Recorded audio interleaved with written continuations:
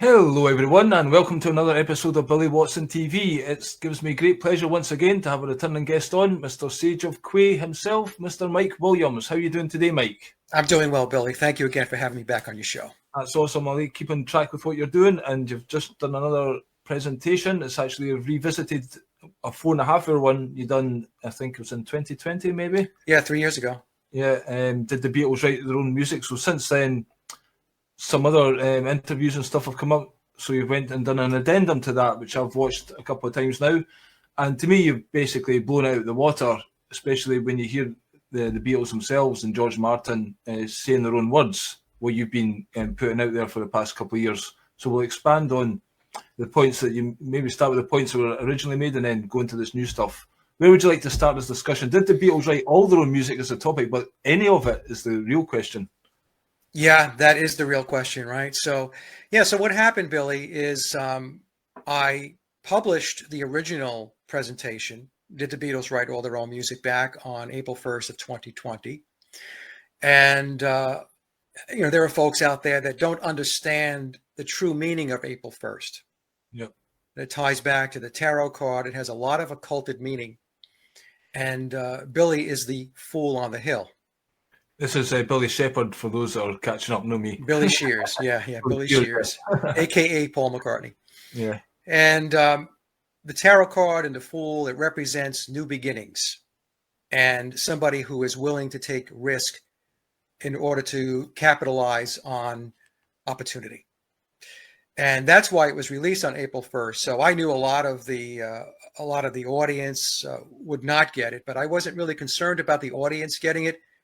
I was more focused on Billy and the inner circle, understanding why I uploaded the video on that day.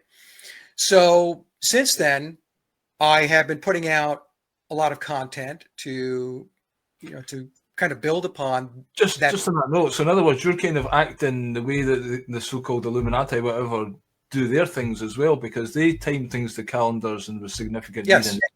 So people can look at you and say, you're doing this, you must be one of them then, Oh, yeah, I know. I get that all the time, because they'll look at certain, videos, and it has a certain runtime and all that stuff. And, they'll say, the runtime totals to the number 11, or it totals to the number 6, or the totals to the number 9. Sometimes I will make it total to those numbers. Other times it's coincidental. It just happens to be that way. But, they're using these dates and stuff like that. It's kind of like they don't own this kind of knowledge. It's there for everyone, and they make it seem it's the dark side doing all the triangles. But that's a powerful symbol. You know what I mean? These dates and cards, they have significance. We can use them too.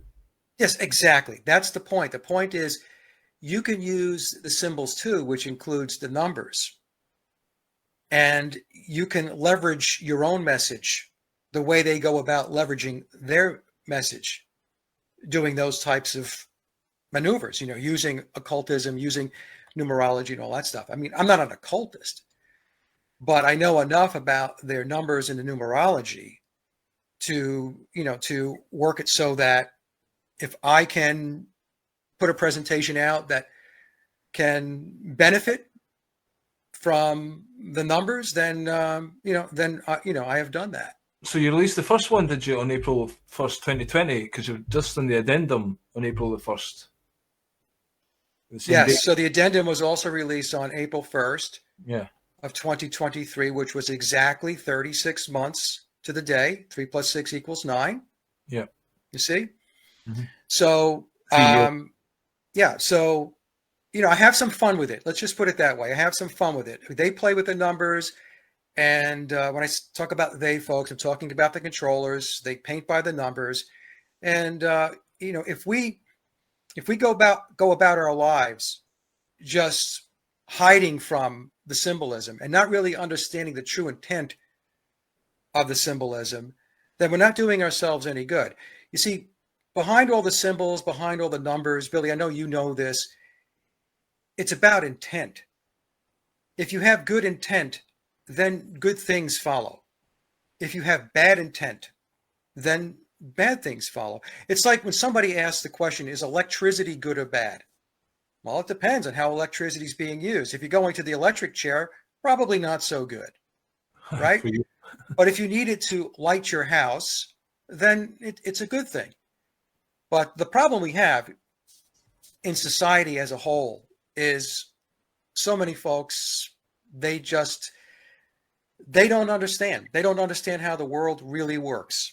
And you and I talked about this before we started the show. They don't understand that there's a complete controlling matrix or apparatus that controls this reality from beginning to end, cradle to grave. Yep. And so many folks, they don't understand it.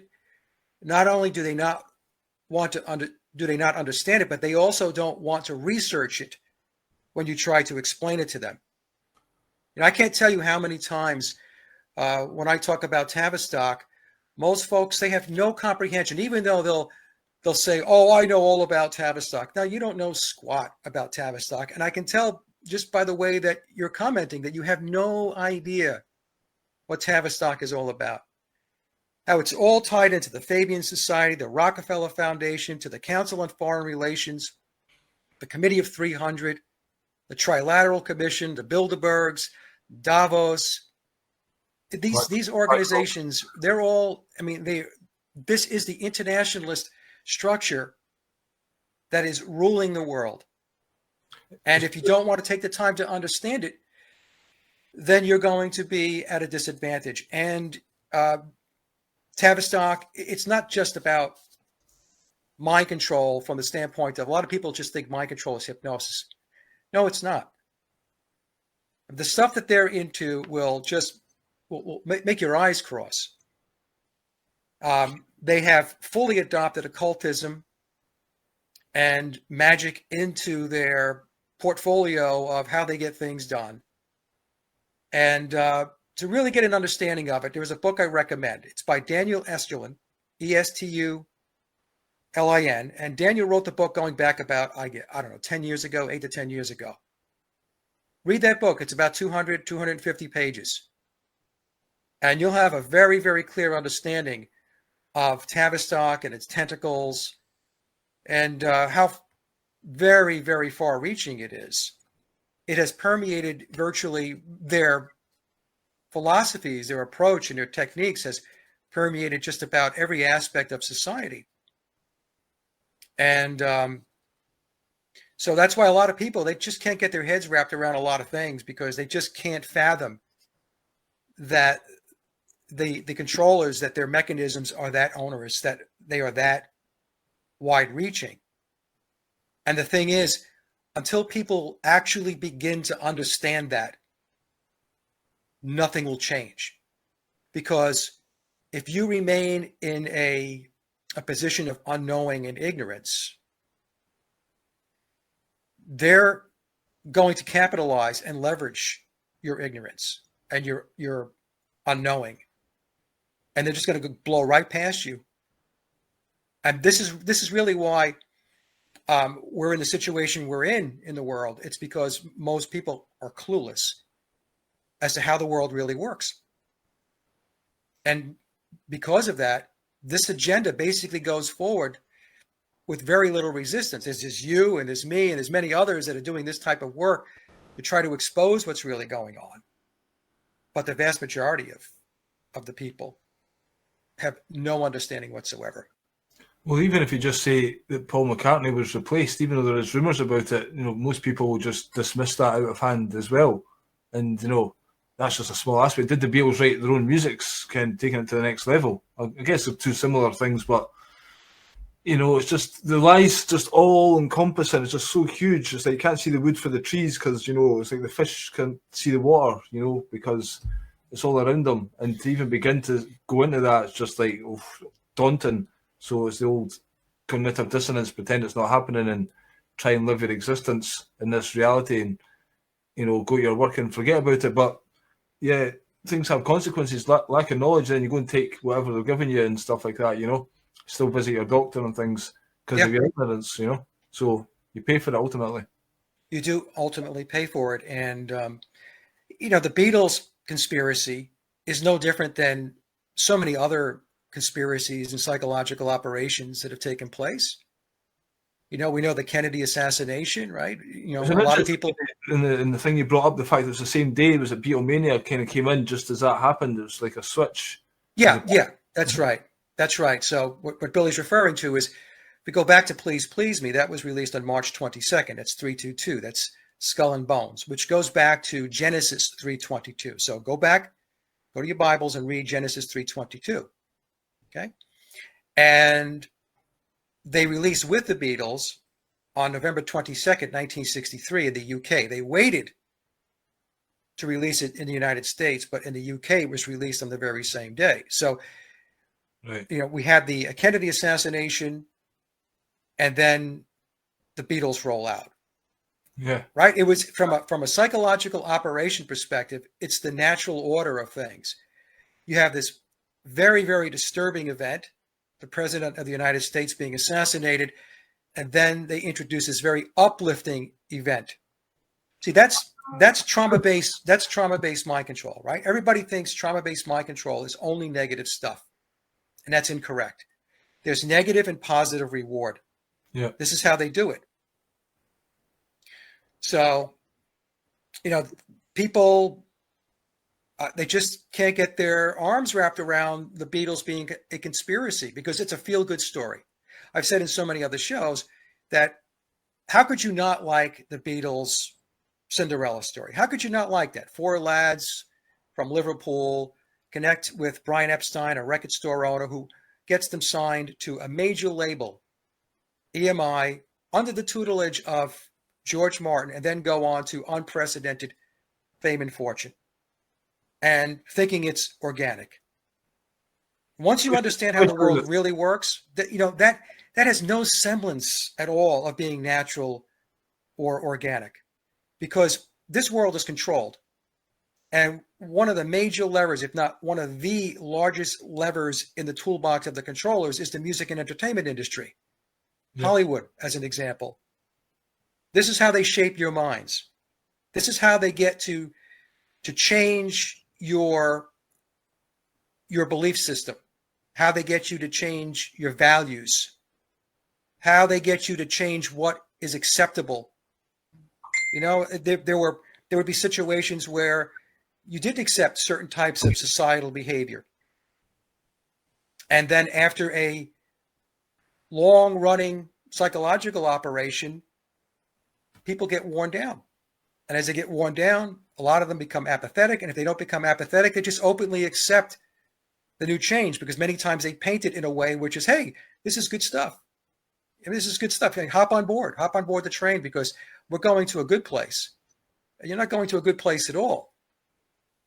Just talking about the control in society and the music, I watched a documentary recently with James Rio Dio. You know that guy Dio? He was in Black Sabbath. He appeared in that occasionally, and he was just saying, he was doing really well. He'd done a solo album or something, and then all of a sudden they were going to change, and the whole his type of music just at the start of the 80s was going into this box, and he said to the producer something, his mind going in there, says, "Yep, poof," and then he was old school. He had to fight his way back, and through the popularity of Black Sabbath, where we got back in with them, and then got Dio famous again, through his hard work.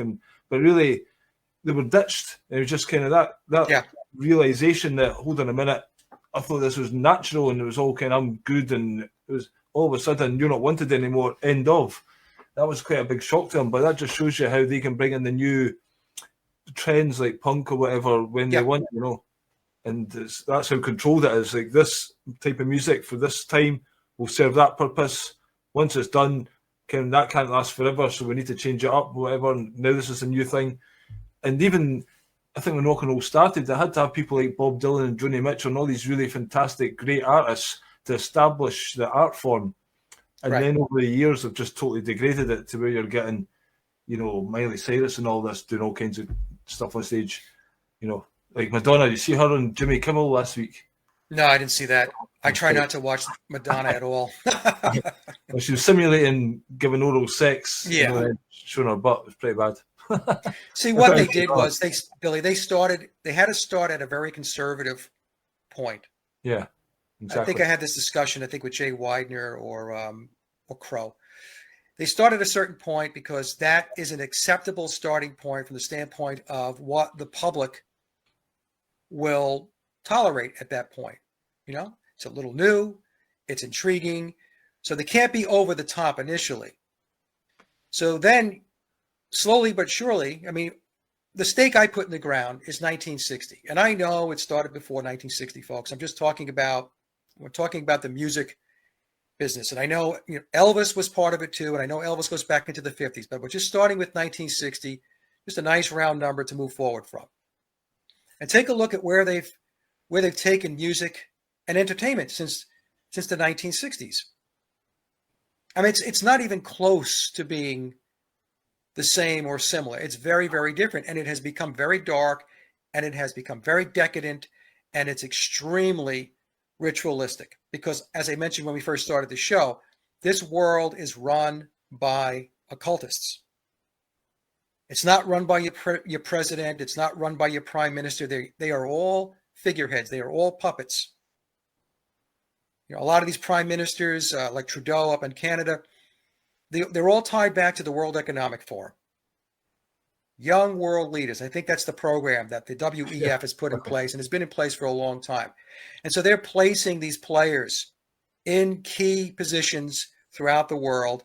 And if it's not a prime minister or a president, then these people are inserted into cabinet positions. Well, did you hear the one about Jacinda fucking Ardern is being given a position in high up in the royal family by Prince William? Yeah, there you go. Right. It's unbelievable. Right. So that just shows you again how much they're all part of the World Economic Forum system as well. Prince Charles is on board with that, you know. Well, King Charles, kind of, you know, get my head around that. But yeah, it's just a big gang, isn't it? A big cult. And people are just used to being taking their orders from them, and nanny state will take care of things. Meanwhile, nanny state are setting up your prison. Well, that's why they're referred to as the cultic elite. It is a cult, and they are occultists. And their occultism involves it's magic, it's ritual, it's alchemy, it's mysticism, it's all of that stuff. Numerology, gematria, all of this stuff. We know signs and symbols rule the world. I've said this so many times in so many shows. And I still get people that say things like, oh, I don't think the numbers mean anything. I think numbers only mean something when you're at the cash register at the supermarket and you're buying bread and milk and I need change. You have no idea how profane that is. So until a critical mass of folks get on board with how this place really operates, then put your seatbelt on, because it's going to get rockier and rockier, and the ride's going to get rougher and rougher.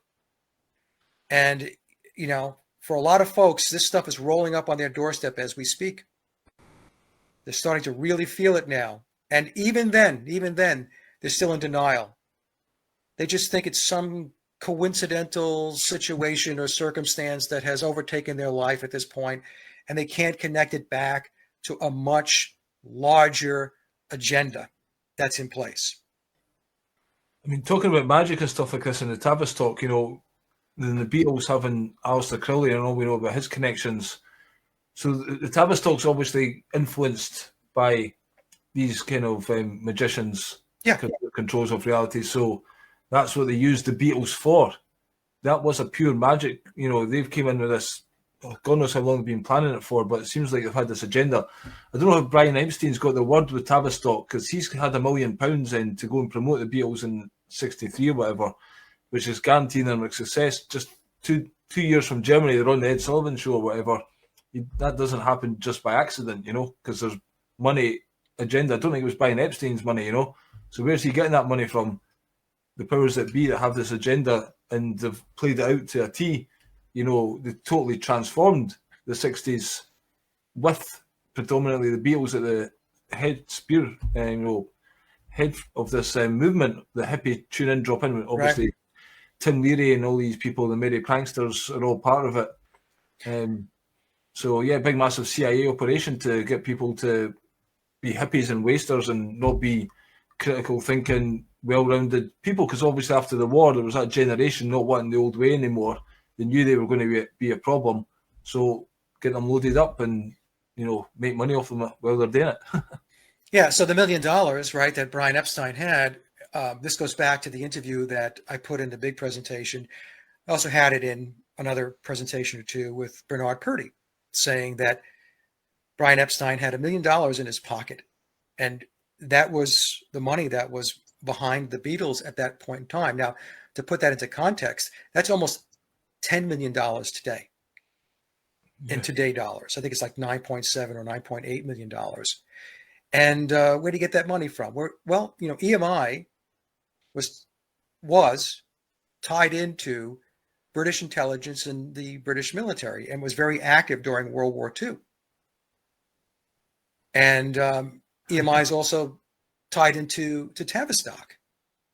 So, once you know this, once you know how things connect, then the whole thing with the Beatles and these other bands, because it's just not the Beatles, it makes more and more sense. So they paint this very happy, like I said, Cinderella story to the public, to the naive, to those that really don't understand how things work, and they just embrace it. They adopt the story. They love it. Like I said, look, I was a believer in that story at one time. So I'm not sitting here just knocking people. I'm knocking myself too, because up until 2016, I used to believe the Beatles story. So, so there's, the connection points, Billy. I mentioned a bunch of them before: the Council on Foreign Relations, the Rockefeller Foundation, the Fabian Society, the Bilderbergs, the Trilaterals, Davos, the World Economic Forum, the United Nations. You have all of these. What do people think that these internationalist organizations are in place to do? You think they just put buildings up and they sit there and do nothing all day? That they play solitaire on their computer screen? These internationalist structures are there for a reason. And they're there to run the world. They're totally organised the other side, aren't they? They go about their business every day with this agenda they've got, and we're just flapping around watching Coronation Street at night time or something, and right. We're not organised. Even food, we can't even supply our own food. We're dependent on the shops. Again, we're totally right. Electricity goes off, we're lost. Hey, what happened when the event took place back in March of 2022, and we had a shortage of toilet paper? Yeah. What did that tell you? People got very concerned because they couldn't wipe their butts, right? Aye. And what were the controllers telling everybody? We'll tell you when you can wipe your ass. Aye. Exactly. Because if we decide not to put toilet paper out, then what are you going to do? What are you going to do, right? So this is their way of poking at people, and their way of making it understood that this is part of the trauma-based mind control. They'll do things like this. Yeah. And then as fast as it came, it goes away. Aye. But and then they'll do something else. It's always in the back of your mind, that could happen, there's a shortage. Even now, there's quite a lot of fruit and vegetables that are not making the shelves here. Right. Same here. Aye. But going back to round out this whole thing with Tavistock and these genres of music, the British invasion was completely created by Tavistock. People ask me questions like, well, what about the Who? The Who were part of the British invasion. They were a creation of Tavistock as well, because Tavistock created the British invasion. It goes with the Rolling Stones. It goes with all of them. And all of these genres of music that follow, they all had a social engineering purpose. There was an agenda behind all of these different genres of music. And, and you have to, people have to stop. Look, folks, you got to stop worshiping artists and bands and celebrities and entertainers. Because there's a great movie people should watch. It's a series, actually. It's 3 seasons. It's called American Gods. And American Gods spells it out very clearly.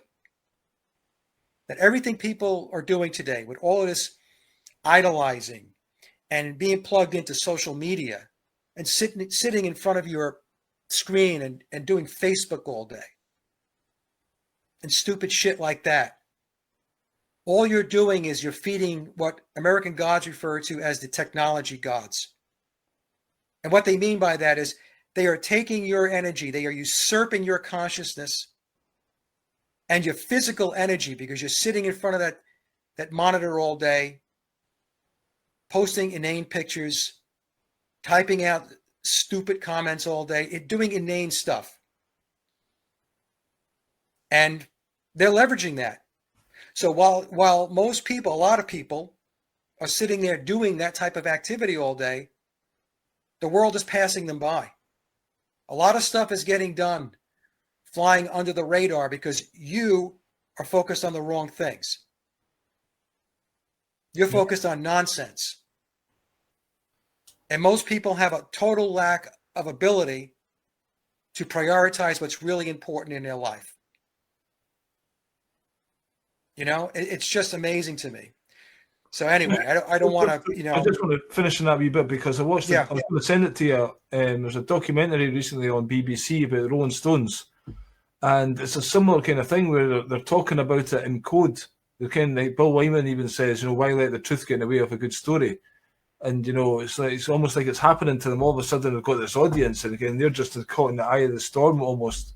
So I'll send it to you, because we did have that chat about the Stones as well. So, yeah, again, they do the masterful speaking where you can watch it, the documentary, one way without knowing all this stuff. And you're like, oh, wow, yeah, and you just automatically assume certain things that they're not fully giving you the picture.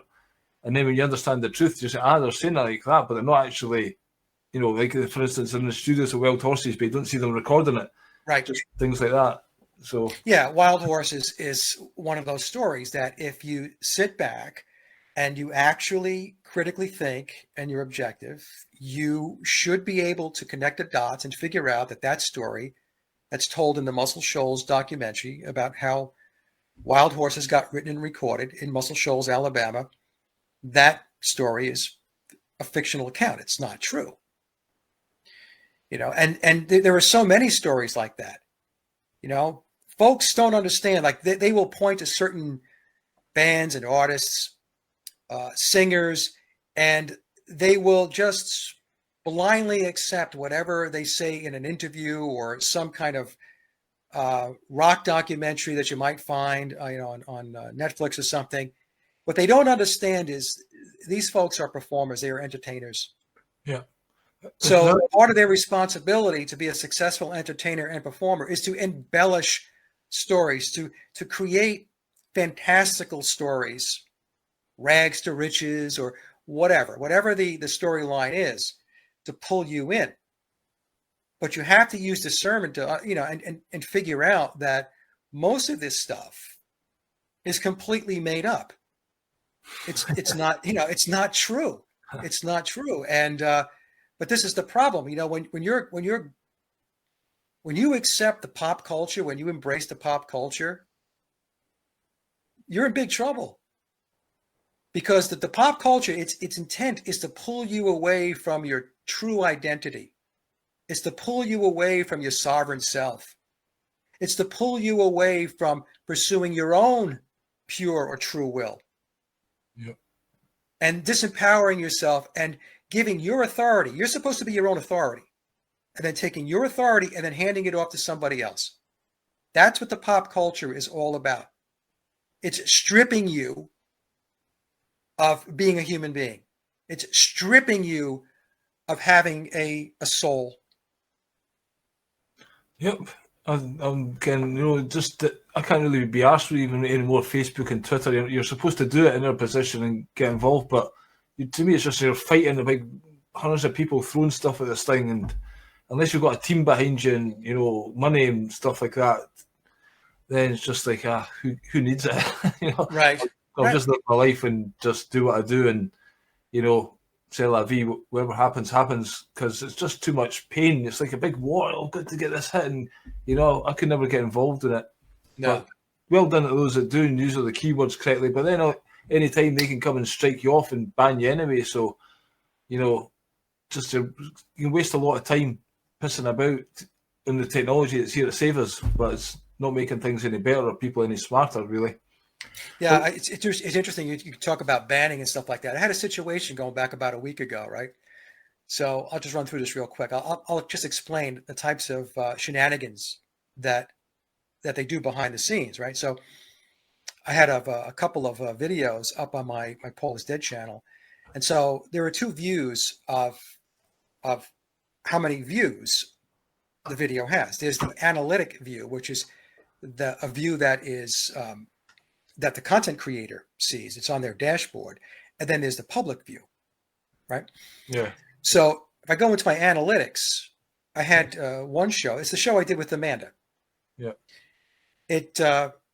The internal analytic count of the views was over 12,000. The public view was 9,000. Unbelievable. Okay? And I had another situation like that with the show I did with Kat from Supernatural Beatles. It wasn't as large a gap. I think it was maybe 500 or 600 views. That was the gap, where it was higher in the analytics dashboard. And so I contacted YouTube. Right. So if you're, if you have a monetized channel and stuff like that, you're in the partner program, so you can get a hold of them. And so, I get this person on the phone. He was very nice. His name was Mike as well. And I said, he goes, "How can I help you?" I said, "Well, you can help me understand, Mike. How is it that the view count in my analytics is 3,000 views higher than what you're showing the public?" And so he said, "Well, hold on a second." So I gave him the two, the URLs, the links. So he comes back. He says, "Yeah, I see that." I said, "Okay, good. I'm glad you see it too. We both see it." I said, "Now, what are we going to do about it?" I mean, the public view is supposed to reflect what's being shown in the analytics. He goes, "Well, we're working on it." I'm like, okay. So you know what their fix was, Billy? To lower the analytics view down to the public view. Broken. I'm like, it's unbelievable. You're supposed to trust in analytics. They're supposed to be the thing, but no, we'll just chop them. Yeah, we'll just take that out. We'll just take that out because we don't want your videos to have a higher view count, right? Because they want the lower view count because aesthetically it would say that there's less interest in the video or the presentation, right? But this is what goes on all the time. The censorship and the shenanigans behind the scenes. Anyway, I just figured I would throw that one out there. I mean, there's nothing you could do about it. And actually, when I saw the analytic number come down like a day or two later down to the public view, I just started laughing. I thought to myself, well, that is one way to fix it. True. Yeah, and it's a wee reveal, though. It'll be another wee insight into how they go about their dirty dealings. So, well, let's get on the topic then of this presentation you've done, and going back to the one in 2020, you've done the 4.5 hour one, laid the groundwork for it all, and basically you started with Rubber Soul, and how that was the story of within 30 days they went in, or 37 days they went in and wrote all their own tracks, recorded them, and produced them, mastered them, and pumped them out. And you can hold on a minute, that doesn't seem right. Right. And then from there, you've took it further to say about practically all their albums, especially the early ones before Sgt. Pepper, certainly seem to be all produced, etc., by George Martin, and the Wrecking Crew model. Would you like to go into that a little bit?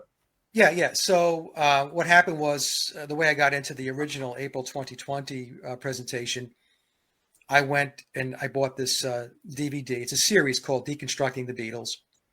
And they're very good presentations, but it is a presentation of the official narrative, but it's very well done. And the person who does them is Scott Fryman. So, Scott does his thing. He does a great job at presenting the official narrative. And I have no idea whether he believes it or not. It doesn't really matter, right? Because I was watching the DVD and he was doing a good job of presenting it. So the premise behind Deconstructing the Beatles and the Rubber Soul album was that they came into the studio with really no backlog of music. They came in empty. I think that's what his term was. They came in really empty. And the studios are expensive, so it's not really a good idea to be doing that anyway. No. The problem with it is, we'll get into that. Yeah, that's a good point. Just remember that when we'll get back to it. Is the premise is that they were going to have to write 16 brand new songs, original compositions, within 30 days. Now, it's 37 days when we count to when the lacquer was cut. But the Beatles themselves had 30 days. It wasn't necessarily 16 songs. It was enough songs to fill up an album, but it's turned out to be 16. Well, it was 14 for the album and 2 for a single, right? A double A-side single, which was Day Tripper and We Can Work It Out. That was the single. And so as I'm watching this, I'm a musician, I'm a songwriter, and, I record. And I'm thinking to myself, but that's not possible. That's not possible. How could you come into a studio and be guaranteed, number one, that you're going to knock out 16 songs in 30 days? You can't guarantee that.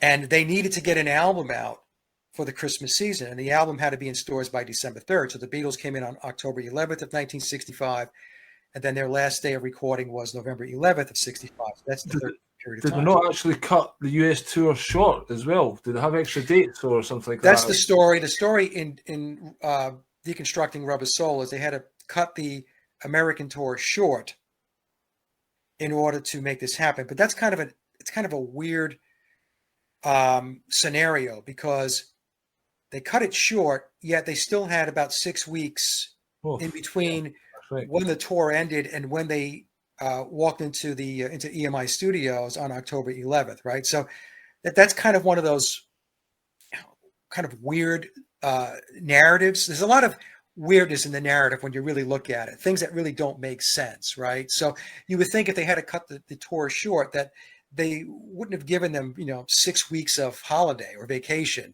before coming in. You would say, hey, we got to get an album done. You guys need to end the tour and get writing like right now. Start right now, not when you get to the studio. But in any case, so the story is that they were going to write from scratch, then rehearse. A lot of people just skip the whole rehearsal piece of this thing. They think you write songs and then you just record them. No, you've got to write songs, and then you have to rehearse the songs. And that in itself is a process, right? I mean, I was in bands years ago, and I was writing original music, and I would bring the songs into my bandmates, and I would say, "Hey, this is what I wrote. What do you guys think?" Like, "Hey, it's good," or "Hey, we don't think it's that good." But if it's good, then what happens is we continue to work on the song, and there's going to be changes to the song based upon band input. Yeah, the drummer might say, "Hey, let's do a break here," or the keyboard player might say, "Hey, we're going to do this." So, in other words, it's an interactive process. It's iterative. But even in the past, lots of bands would have their songs they would write, and then they would tour them for like a year, and then record them. And that whole process of touring them gets the song to where it is the song. Right. A lot of bands these days release the track, and then they go live with it, and then that's when the song becomes what it's supposed to be. Yeah. So what happened was, I looked at that documentary and I said, there's no way. So I started looking into it. Especially the quality of the album as well. It's not just some ramshackle put together. Those songs are amazing. No, you know what I mean? No. Can't go in. Yeah. So there were two issues with Rubber Soul. There's two major issues. The first issue is writing 16 songs in 30 days. And there are folks out there that have never written a song in their life.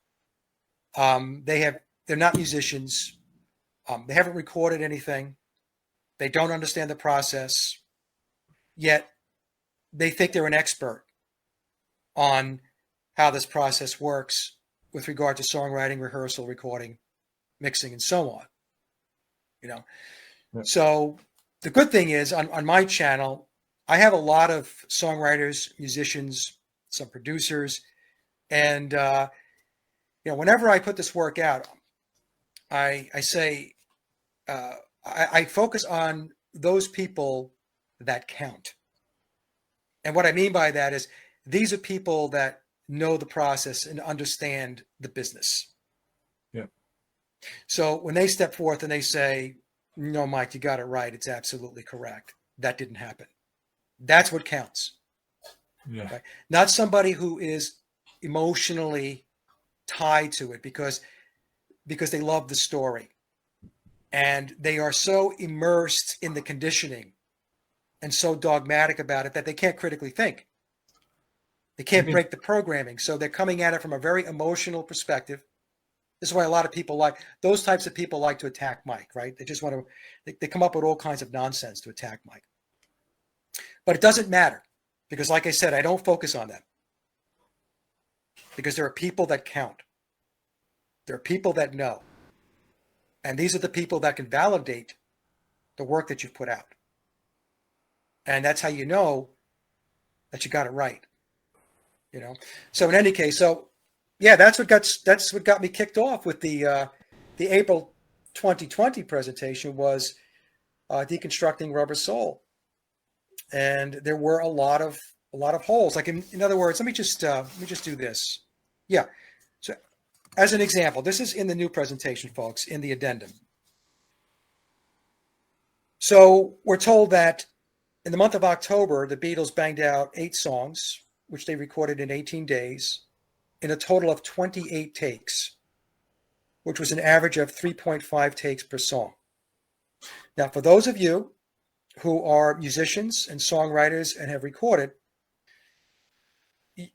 I just read those numbers off to you, and you probably just took a step back and you said, well, that's a red flag. 8 songs and only 28 takes. And then in November, 8 songs were recorded in 13 days in a total of 14 takes.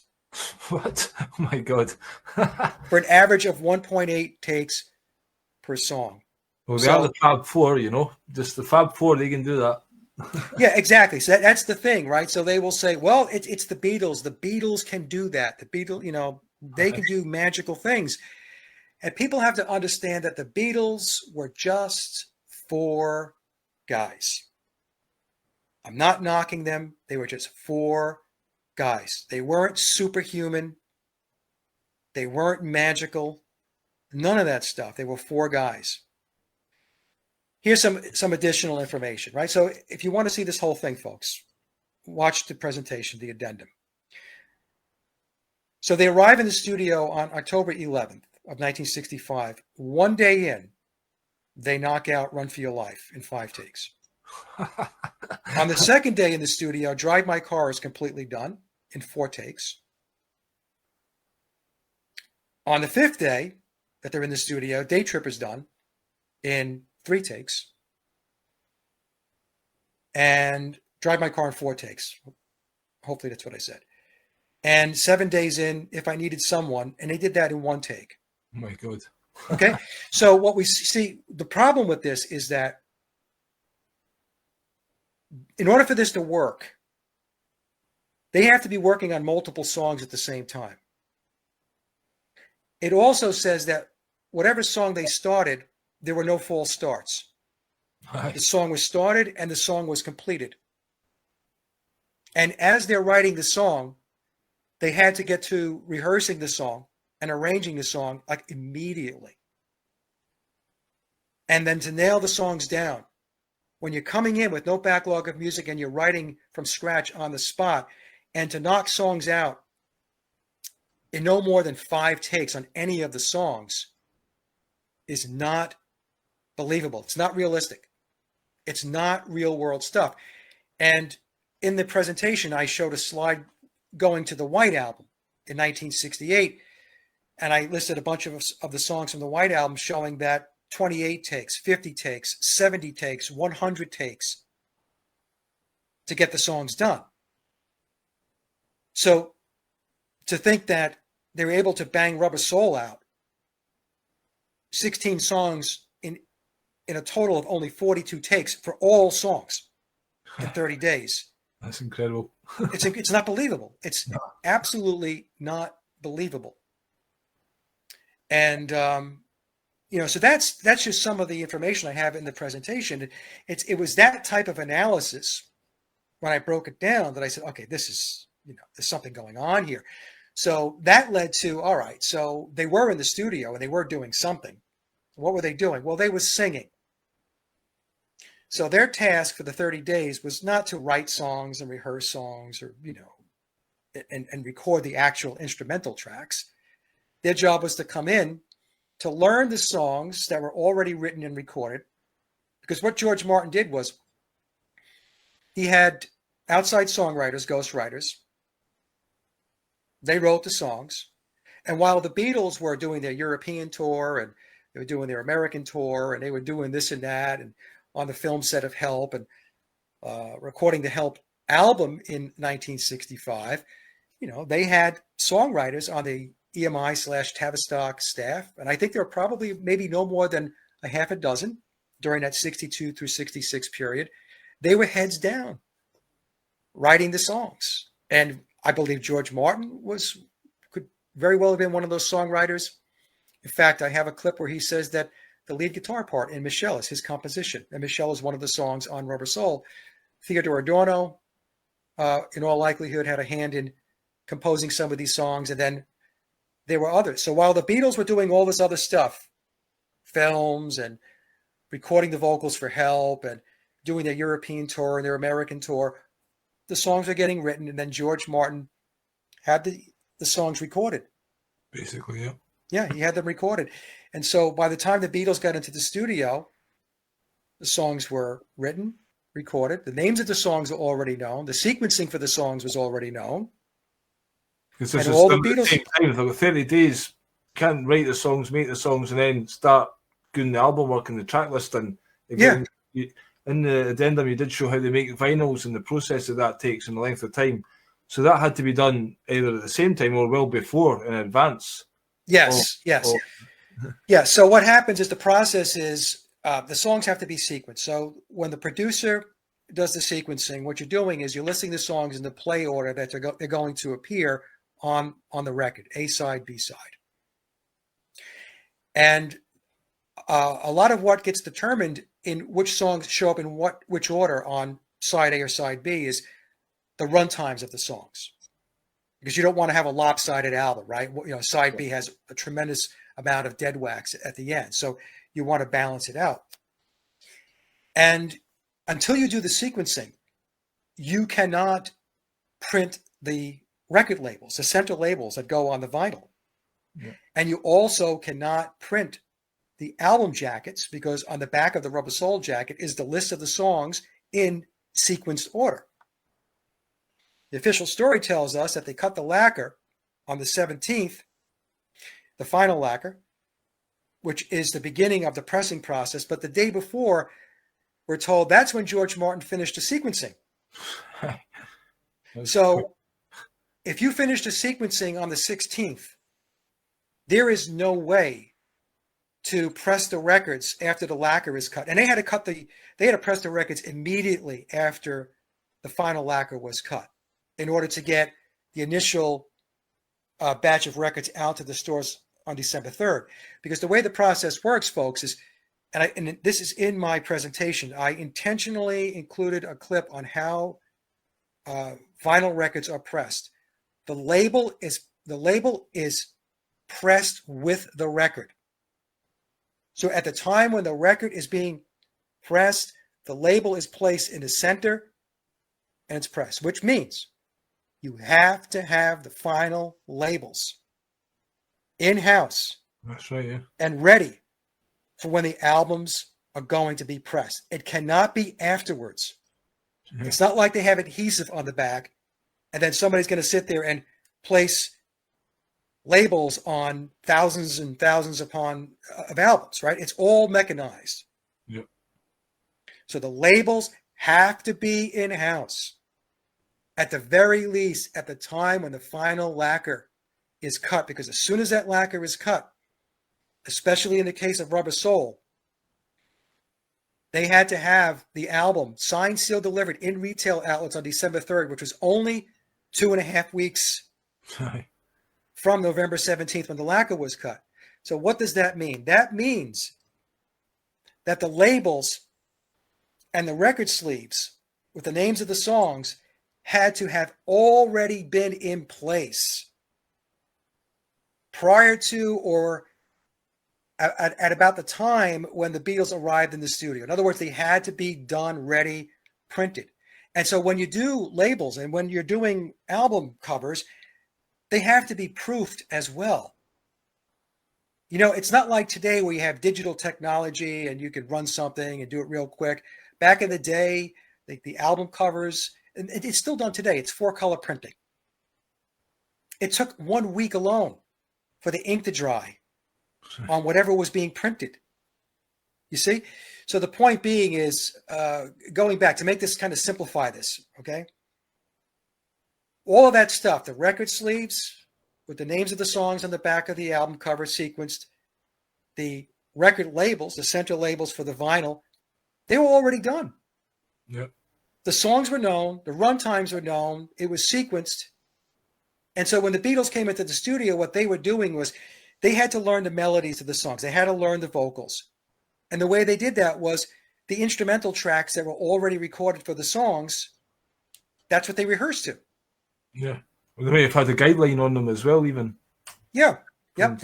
And so, and then when the songs were completed, when they decided that the final vocals were done, and by the way, when they were finalizing the vocals, they were doing a process called comping, comparing tracks, which meant that they would do multiple takes on songs, and there was editing that took place to take the best parts of the individual takes and make it and create a master final vocal track.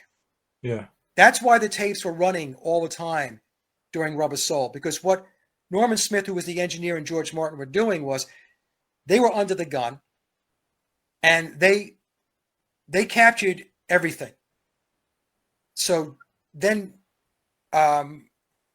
George Martin and Norman Smith, what they did was they stitched things together. They edited to be able to create that final vocal track. So that's what they did, right? So when they came into the studio, the way John Lennon was able to get Run for Your Life done in one day, in the next day, in 5 takes, was because he was played the song. Here's the instrumental track to this song, John. It's called Run for Your Life. You're going to be credited as the primary songwriter. Yep. Let's do it. So John had to rehearse the song, and then they did 5 takes. And on the 5th take, they deemed it was a go. But the 5th take could have included bits and pieces from the first 4 takes as well, because there's, like I said, there's a process of comping. There's an editing process that takes place in order to get a final vocal track. That's how it worked. So when Drive My Car was completed on the 2nd day, it was because the instrumental track was already there. They had to learn the vocal melodies, and and they rehearsed it. They had to rehearse the song, and then when they felt comfortable that they had the song down, the melody down, they started recording and doing takes. And then Norman Smith and George Martin would take those takes and edit them, and because they were comped, put them together, and then you had a final vocal track. And then what would happen is George Martin and Norman Smith would mix the songs down. So because they already had the instrumental tracks were already finalized, they were already recorded, so they had to finalize the vocals. And once they had the final vocals, that's when they sat down and they started mixing the instrumentals with the vocals to get the final mix of the song. That's what they were doing with Rubber Soul. And like you mentioned before, Billy, I am convinced that's how it worked for all of their first 7 albums, starting with Please Please Me. Well, basically, there is that clip, we'll probably get to it, but it's the BBC interview where John Lennon says, the best days of the Beatles were in Hamburg when they were a band then, and then because we're kind of capable people, we became efficient recording artists. Right. Which to me was kind of slang for saying, they could go into the studio and do what they were told. And the real Beatles were in Hamburg when they were just an average, even if that, band, because, guys there wouldn't want them to go back because they were calling them lousy and stuff. So they've just been, a band with musical interests. Yeah, who knows? Again, this may be a different topic, but have they been groomed right from the start, or have they just been kind of encouraged without them actually knowing what they were part of? There is that Faustian deal that it comes to at some point. But yeah, they've just been taken and says, we're going to make you famous. You're going to play along. You're going to play along. He's got to do this Faustian deal, whatever. Right, let's do that. It seems like a giggle. And next thing you know, they're just having to keep state secrets, but they're trying to talk about the truth, but they can't because obviously they're gagged to a certain extent. Yeah, the Lennon interview is very telling.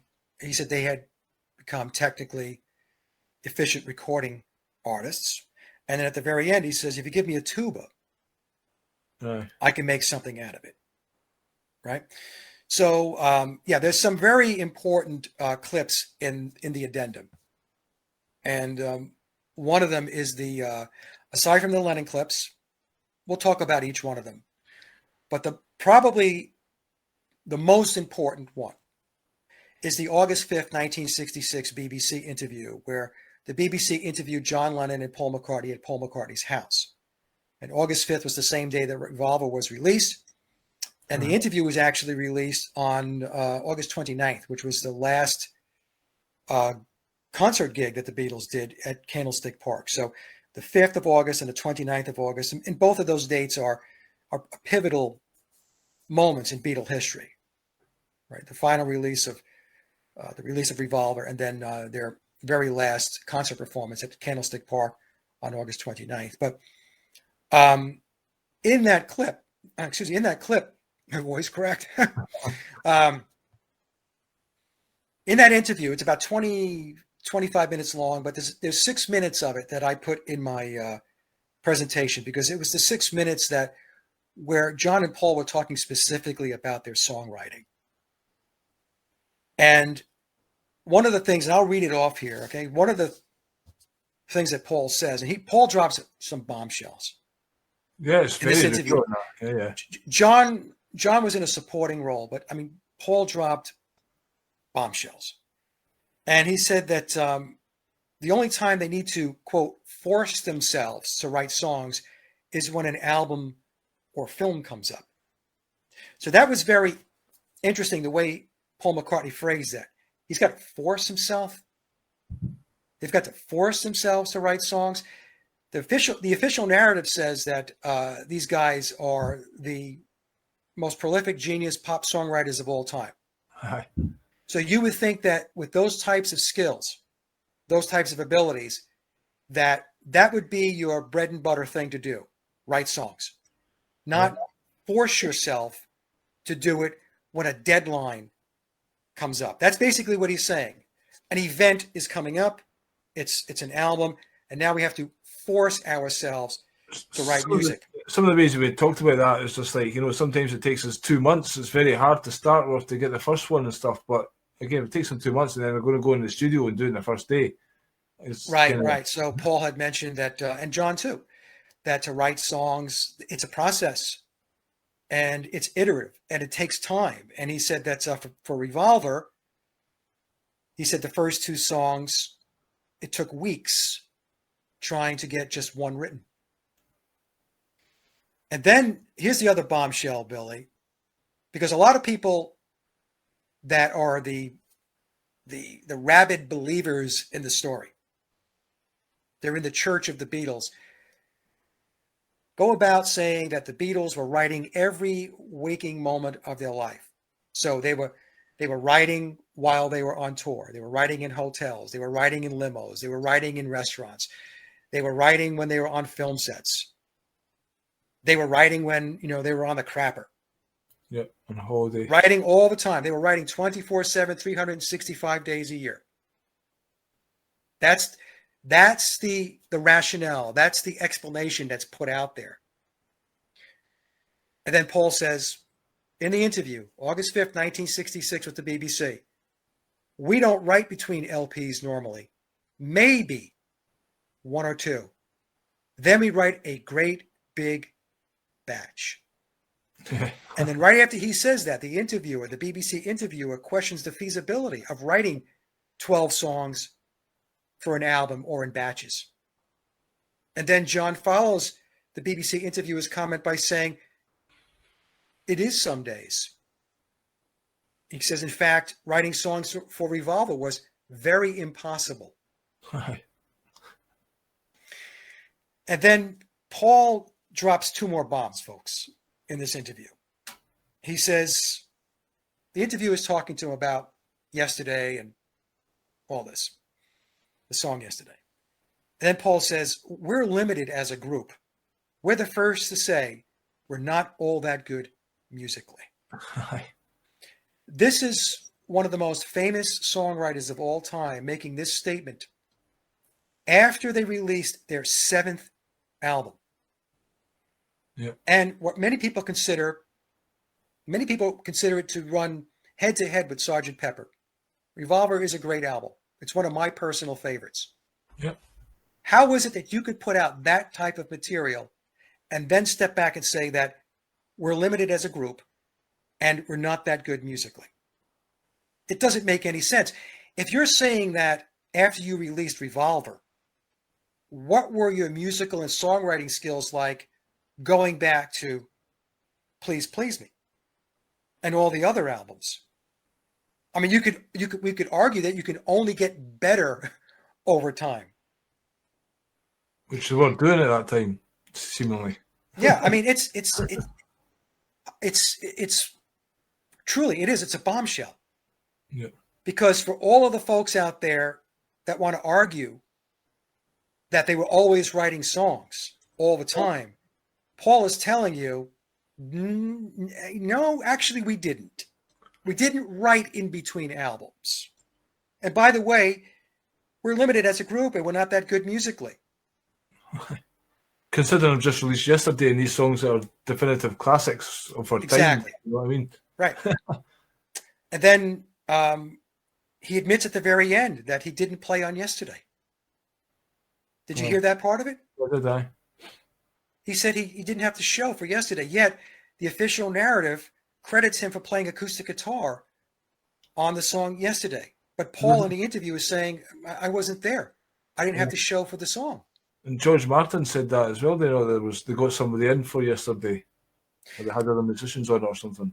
Yeah, George Martin had said that he was masterfully speaking. I have a clip in the presentation, the addendum, where he says that Yesterday was the first time they brought in outside musicians, which is not true. Yeah. But we can easily point back to Andy White, yeah, who drummed on P.S. I Love You and Love Me Do, right? And then he said that that's how it would be going forward.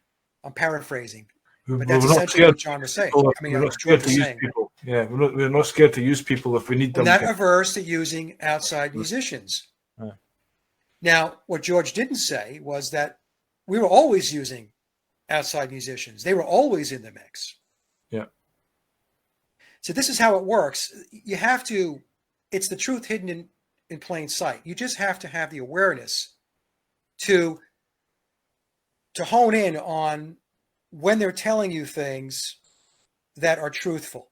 See, what happens with most people, Billy, is they get caught up in the overall veneer of the story, right? They get captured by the fantastical aspects of the story. Oh my God, they did 16 songs in 30 days. Oh, they're just so brilliant. Only the Beatles can do this. It's just absolutely amazing, And it's the same thing that happened with Let It Be. That's an example I used in the presentation as well, right?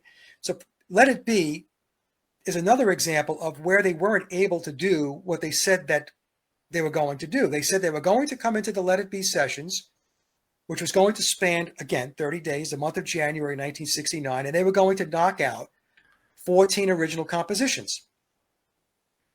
And they were going to then do 2 concerts, and those 2 concerts were going to make their way into a TV special. What did we get with Let It Be? We got nothing with Let It Be. We didn't get 14 songs.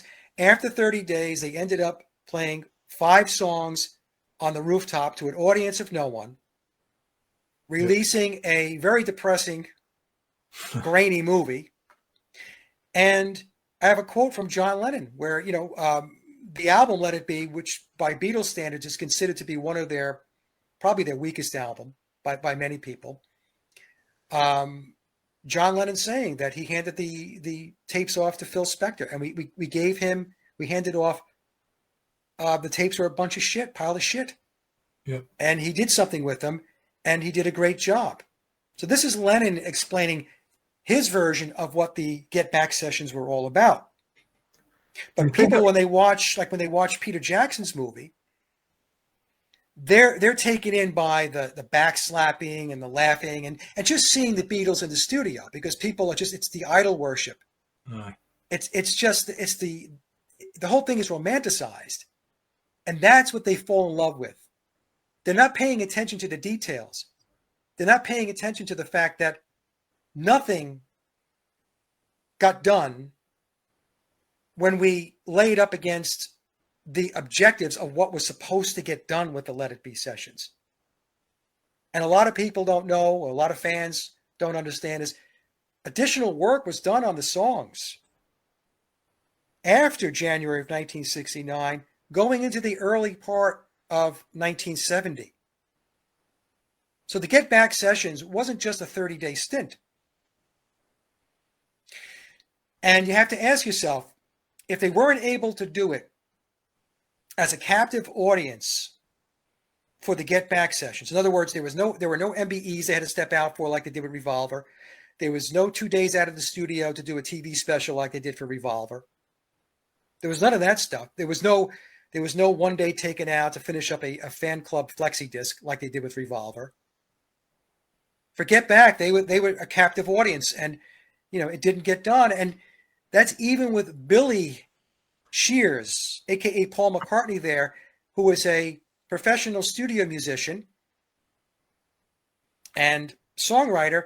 And that's why Billy, I think you and I might have talked about this. It's why they brought in Billy Preston. I don't think we have, but yeah, I'm aware of that. He definitely helped that album. I was just thinking, because obviously up until Revolver, it seems like George Martin's had these songs ready, Beatles come in, and then this replacement of Paul's happened. Billy Shears has come in. George Harrison hasn't turned up to the studio. He's essentially created Sgt. Pepper. And then we get the White Album with all these different, probably songwriters, and Billy's probably wrote a couple in there as well. And that's a sprawling thing. I think George Martin would rather reduce that to one concise, good album. Right. That.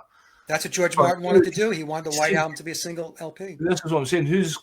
Seems to be like George Martin's control after Revolver. Billy's came in and he stepped back a bit, whether in advisory or something like that. Maybe he helped in the recording techniques, Sgt. Pepper and stuff, but is it Billy's arrogance that then said, we can get TV cameras in here and we're going to do an album in 30 days? Because without having those tracks there ready to go, why would they go and put that pressure on themselves if they're not confident of doing it? It seems pretty crazy. Yeah, so I think what happened with Let It Be, the Get Back sessions, the reason why they brought a camera crew in, this is a hypothesis that I have, is because Billy knew that there was no authentic, genuine footage of the Beatles songwriting, practicing their craft, of writing original compositions, of laying down the recorded tracks that you hear on the records. It doesn't exist. In fact, that was the major tagline for Peter Jackson's Get Back. It's the only footage really of the Beatles working in the studio. Right. So I think what happened was, going back to 1969, Billy knew that was a hole in the story. Yeah. The Beatles had a camera following them around for everything that they did. It documented everything that they did, except in the studio. When they were writing their magic songs. Right? One person who thought they were very clever, but, not very clever, said to me, well, do you have footage of you writing music or, of writing songs? And I said, well, as a matter of fact, I do, but that's beside the point. I'm not the Beatles. It's a big difference. Okay. We're talking about what is considered by many people to be the greatest rock band of all time, with the 2 greatest, most prolific, genius pop music songwriters of all time. And we've got 0 genuine, authentic footage of them practicing their craft, of writing original music and laying down the recorded tracks for the albums. 0.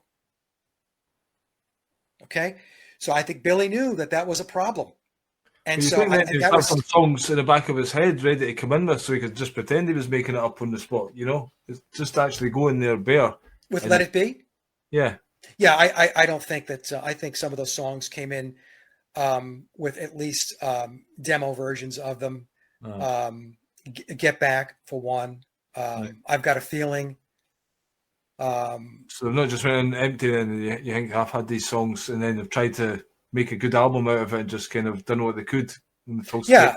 And think about Get Back as an example, right? I mean, there's 12 songs on the final album, and 2 of them weren't even written during, the Get Back sessions or even afterward. We had Across the Universe, which was written in 1968, and then we've got One After 909, which the official narrative claims goes back to 1960. Right. That's kind of interesting, right? The official narrative says that One After 909 and I'll Follow the Sun were actually written back in 1960. Yet none of those songs, One After 909 doesn't show up until the Let It Be album. And I would argue that, although not my most favorite song, it was certainly better than some of the other original compositions on the early albums. Yeah. Why did it make it on Please Please Me? Why wasn't it on with the Beatles? Why wasn't it on Beatles for Sale? I don't know. And, and I'll Follow the Sun, which is a great song. I really like I'll Follow the Sun. That doesn't make it until 4 years later on Beatles for Sale. So it's just something really, really sketchy about the narratives around the songs, around the entire story of the Beatles. Now, going back to something you said before, Billy, in an interview, it was in the 90s with Bernie Goldberg, said that George Harrison was a no-show for the Sgt. Pepper sessions. Okay. Right? I have that clip in the addendum. Well, if George was essentially a no-show for the sessions, because Billy said he was putting a pool in or something at his... Oh, yeah, George Harrison, you mean? George Harrison. Yeah, George Harrison, yeah. Yeah, George Harrison. So if George Harrison was a no-show right. for the Sgt. Pepper sessions, then who played guitar for the songs that he was credited for playing on? Yeah. You see, it's stuff like that comes up. Because Within and Without You, he was supposed to have wrote that one as well. He was getting into his sitar keys and all that. Yeah, and he supposedly played acoustic guitar on it, although no matter how closely I listen to that song, I can't hear an acoustic guitar on it. Mm-hmm. And it's highly unlikely that George wrote Within You, Without You, especially if Billy's telling us that he was home putting a pool in. And there's lots of stories of during Sgt. Pepper's, I think, of Billy going back in the studio at night and re-recording certain things. So it's essentially a Paul McCartney, Billy Shear's solo album, and he's introducing himself to the band, and the whole concept of it is, they're just taking, this is a time where it's time to shift society and take them down the LSD path and whatever. That's Billy's role, I guess. Maybe the other one didn't want to, if he had would he have taken part in that? Who knows? He's just probably, because he was talking about, Paul McCartney was going to die and stuff like that. He was having premonition dreams and stuff. So, yeah, whether he'd have endorsed the LSD thing or that was just a deal that was going to happen. And Billy, in the background, he was contributing as well, do you think, to the Beatles' music writing, without getting credit for it? The song. Yeah, I think it's very possible. There's no way to know for sure, but the one of the stories that lends credence to the possibility that he was writing before he appeared officially as part of the band was the song In My Life. So going back a couple of years ago, he said that he wrote the music to In My Life and John wrote the lyrics. And when he said that, the mainstream media went into damage control, and they had 2, quote, computer models run, right? So this is the thing. This is how they get people sucked into, like, oh, a computer's so much smarter than us, So I guess if the computer said that if John wrote the song, then, John wrote the song. This people get sucked into this all the time. When in fact, why wouldn't we believe him when he says that he wrote the music to In My Life, right? The mainstream narrative after running the computer model says that he, quote, misremembered. Now, you don't misremember writing a song like In My Life, which is considered one of the greatest rock pop songs of all time. You just don't forget. If I wrote In My Life, I would not misremember my part in writing the song, So that to me tells me that he was possibly one of the ghostwriters, professional songwriters that was in the background turning out songs for them It's possible. Yeah, and just again talking about people think the Beatles played on the own tracks. Andy White was officially credited, but we've got the drummer, Purdy. Bernard Purdy. He's basically saying four drummers on Beatles records, and Ringo's not one of them. Yeah. And, he's quite an important character as to, the whole thing he said was 98% of records in the 60s and 70s, the original so-called artists, they didn't actually play in them. Right. So to me, that just makes you think this is a factory, it's an industry. You maybe got these groups that have got rough jams of their songs. One that sticks out, I heard Frankie Goes to Hollywood play in a bar on YouTube, and they've got this version of Two Tribes. And then you get Trevor Horn, I think was the producer, and his version is just night and day. You can tell it's the same song, but what that producer done with it was like unbelievable. It wouldn't have been a hit with their version. So to me, it's like a lot of these bands have got their stuff and then goes to professionals and they fix them or whatever. Yes. And then it becomes a sheen polished thing that the public are going to want to consume. And then the band's job is to go around and play that. And, maybe if the song's been changed, then they have to play the changes that's been done to the song. Or maybe even it's getting played in the background a lot. Who knows? I think there's a lot of good bands that still play their music, but maybe at certain levels you get to they rely more on the backing tracks. And I think I sent you something recently about somebody talking about Keith Richards and Ronnie Wood, like having arthritis and they don't blame them if they've got backing guys and stuff like that, Yeah, so, going back to Bernard Purdy is a legendary drummer, session drummer, played on Steely Dan records, many records, many. You just look him up. Played 25 years with Aretha Franklin. And he was paid by Brian Epstein to fix and play on 21 Beatle tracks. And Bernard's referring to the 62 through 66 period. And, I know people, I hear like the peanut gallery out there. Oh, he's a liar. Bernard's a liar. Bernard's a liar. At what point do you wake up and stop hugging the dogma, okay, and realize that the man is telling you exactly what happened? He says he had threats on his life for telling his story. Exactly. So I have some people say, well, how come other people who wrote songs and session musicians haven't come out, Mike? Wouldn't they come out? This is what people they just not there intellectually because they don't understand how the world really works. Well, I thought a very key point of that is where he mentioned that Beatles records in America came out on Capitol and another record company, probably because they were getting fixed by those companies. Yes. And he had some rights to them. Yeah, and Bernard didn't just drum on 21 Beatle tracks, but he also fixed the tracks on the Tony Sheridan, some of the Tony Sheridan songs that the Beatles allegedly played on. But just to go back to where people are saying, well, how come other people don't step out? This doesn't make sense. Look, this is a deep state psychological operation.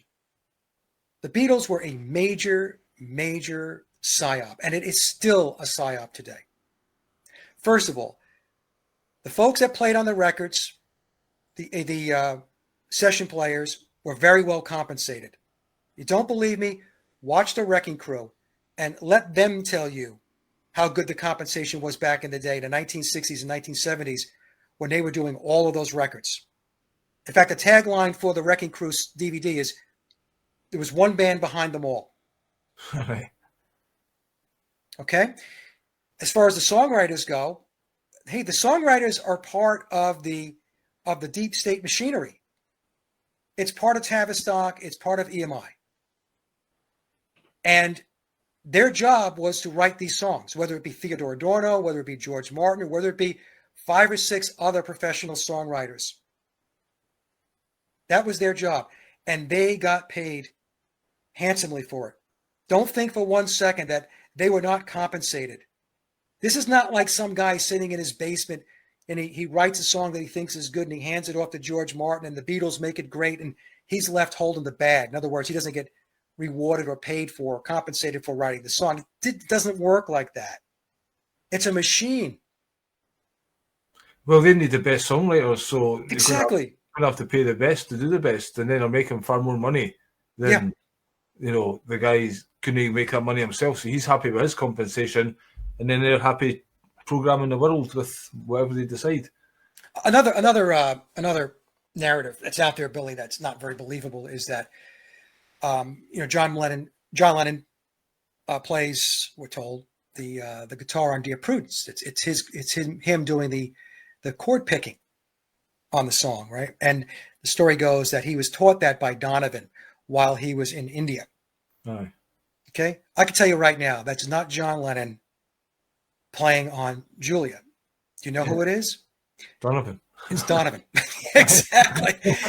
It's Donovan. I'm convinced it's Donovan you hear on Dear Prudence. It's Donovan you hear on the song Julia. And it's Donovan that you hear on Happiness is a Warm Gun. Those three songs, okay? Listen to some of Donovan's music. Listen to how he picks his chords. And you're going to hear the same style of playing. Because in the presentation, the addendum, what did John tell us about his guitar playing, Billy? He said that when you get right down to it, he's embarrassed by it. Yeah. He says he can make up a racket, basically, playing rhythm guitar in Hamburg, driving a band. Playing rock chords, playing bar chords and stuff like that. Yeah. So here we have John telling us in plain English that his guitar skills are not that great. In fact, he said that they were primitive, right? Yeah. Next to B.B. King, he'd be embarrassed. Right. So how do you go from saying that to then getting credited for the types of guitar playing style and techniques that we hear on songs like Julia, Dear Prudence, and so on? Donovan was in India as well for a few months, so he's got to know them. Donovan was very close to the Beatles, very tied into them. So he admitted something recently as well in some interview on YouTube. He's alluded to that. Maybe it was one of your shows. I've seen it. Can't remember exactly, but yeah, he knows. Again, he's done a bit of masterful speaking on the subject that makes me think he was involved. Yeah, there's a friend of mine who sent me a post from somebody that had posted something on one of these Paul is Dead Facebook pages. And this person said that they went to a Donovan concert and they had VIP. Maybe this is a story. So they were able to. It was a meet and greet, and this person had the opportunity to speak to Donovan. He said, Donovan, he's on in age now, and he had a cane and stuff like that, and he put on a great show. And he asked Donovan, how is it that the Beatles were able to write all of these fantastic songs? I mean, at the rate and pace that they did.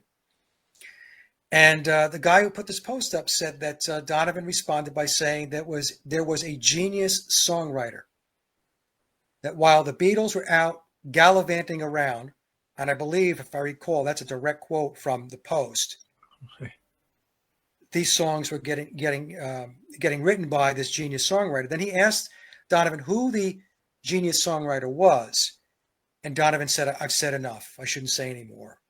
All right. Okay. Now, who was that genius songwriter? Many will guess that it's Theodore Adorno, and it could be. But I have argued that based upon everything else that Adorno was doing with the Frankfurt School and writing his books and his lecturing and all that stuff, that the premise that he wrote all of the Beatles music, I have a hard time buying into that one. Do I believe that Theodore Adorno did write a number of Beatles songs? That's very possible, along with George Martin, by the way. And like I said, with a cadre of maybe another half dozen songwriters. It's interesting. A good friend of mine wrote me and said that when he goes back and he listens to the Beatles music from 1962 to 66, he hears two different songwriters with regard to the songwriter that was writing John Lennon songs, Okay. and the songwriter that was writing Paul McCartney songs. Right. Okay, so that was an interesting. This person's very accomplished. Okay, so they would know how to pick this out and hear this. But he hears, in other words, he hears two distinct different styles. So that would say that there was a songwriter or maybe a couple of songwriters that had a certain style where they were writing songs for Lennon, and then those songs were credited to John Lennon. Yeah, And then there was a lead song, or a lead songwriter with other songwriters that were writing a certain style for Paul McCartney. And those songs are credited to Paul McCartney. But also in the addendum, I replayed that clip with George Martin and Howard Goodall. And Howard Goodall is an accomplished composer. And Howard was asking him about the complexity of some of these songs. Like, how would four working class guys who are really a bar and club band to start with, how are they able to put song structures together like Yesterday, Blackbird, For No One? And so Howard, to his credit, and look up Howard Goodall, folks. Okay, he's an accomplished composer himself. He's no slouch. And when he asked George this, and this interview was in a documentary called produced by George Martin. As soon as Howard goes down that path, George does this. Huh.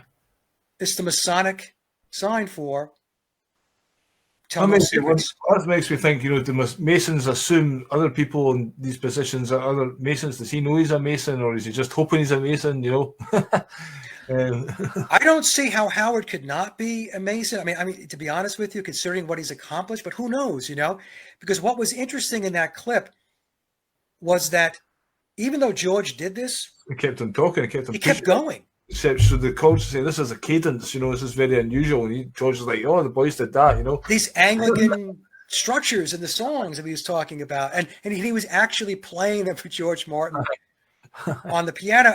And I didn't have the original clip in there because of copyrights, so I had to do stills, and I had to kind of phase the stills in to show what was going on. But in the original clip, when Howard Goodall first asks George Martin about the song structures, George Martin stiffened up. Yeah. He went like this. Huh. And the body language was, I can't believe you're asking me that. There's a camera over there, mate.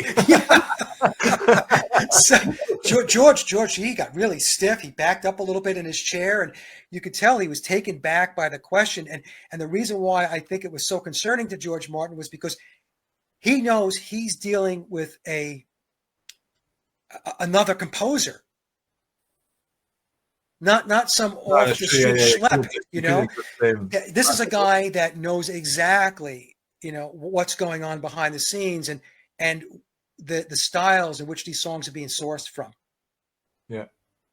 So it's very, very telling. And then we have Ringo Starr talking about the songwriters.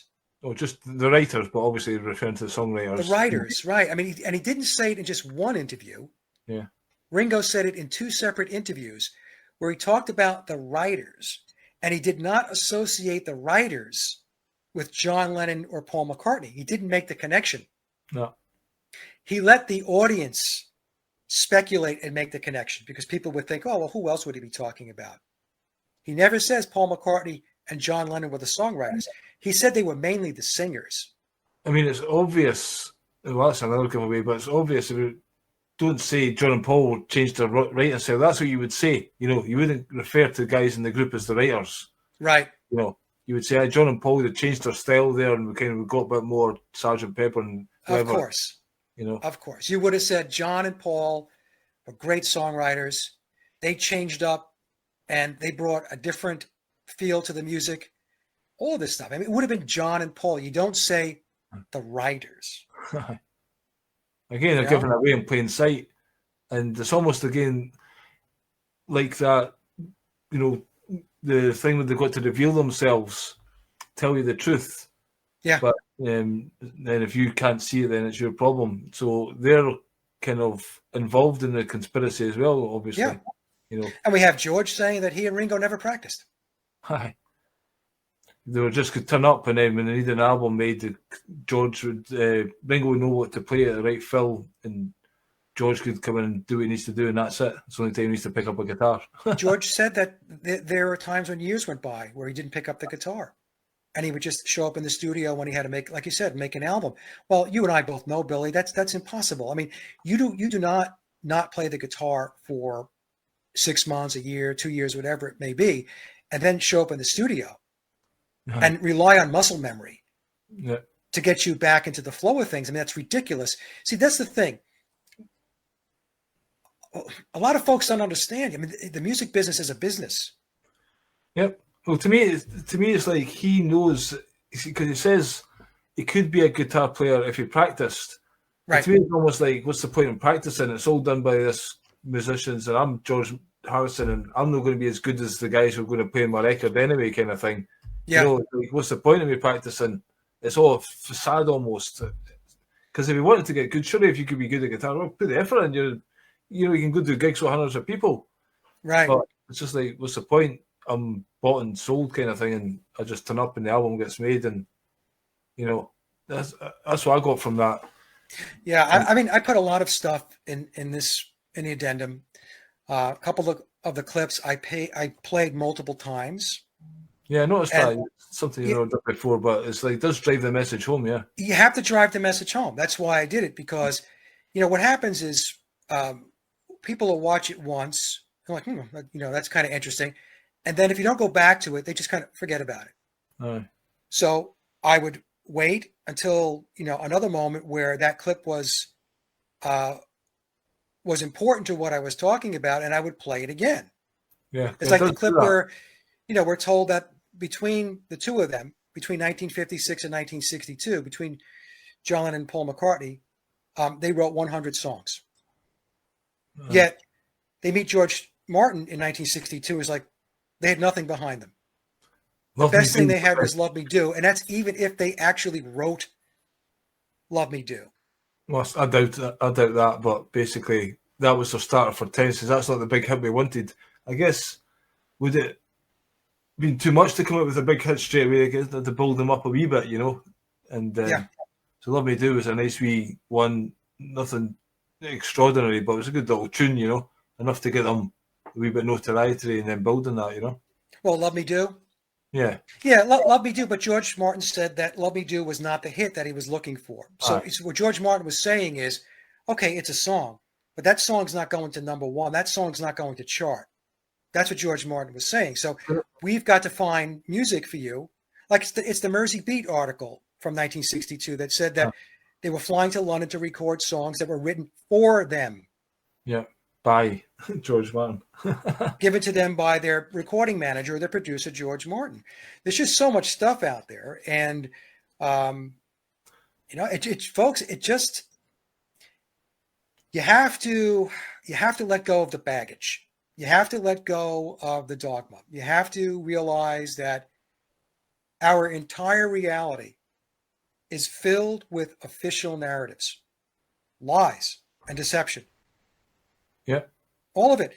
And we could talk about, what took place back in September 11. I got to speak in code here because I want to try to put this on YouTube.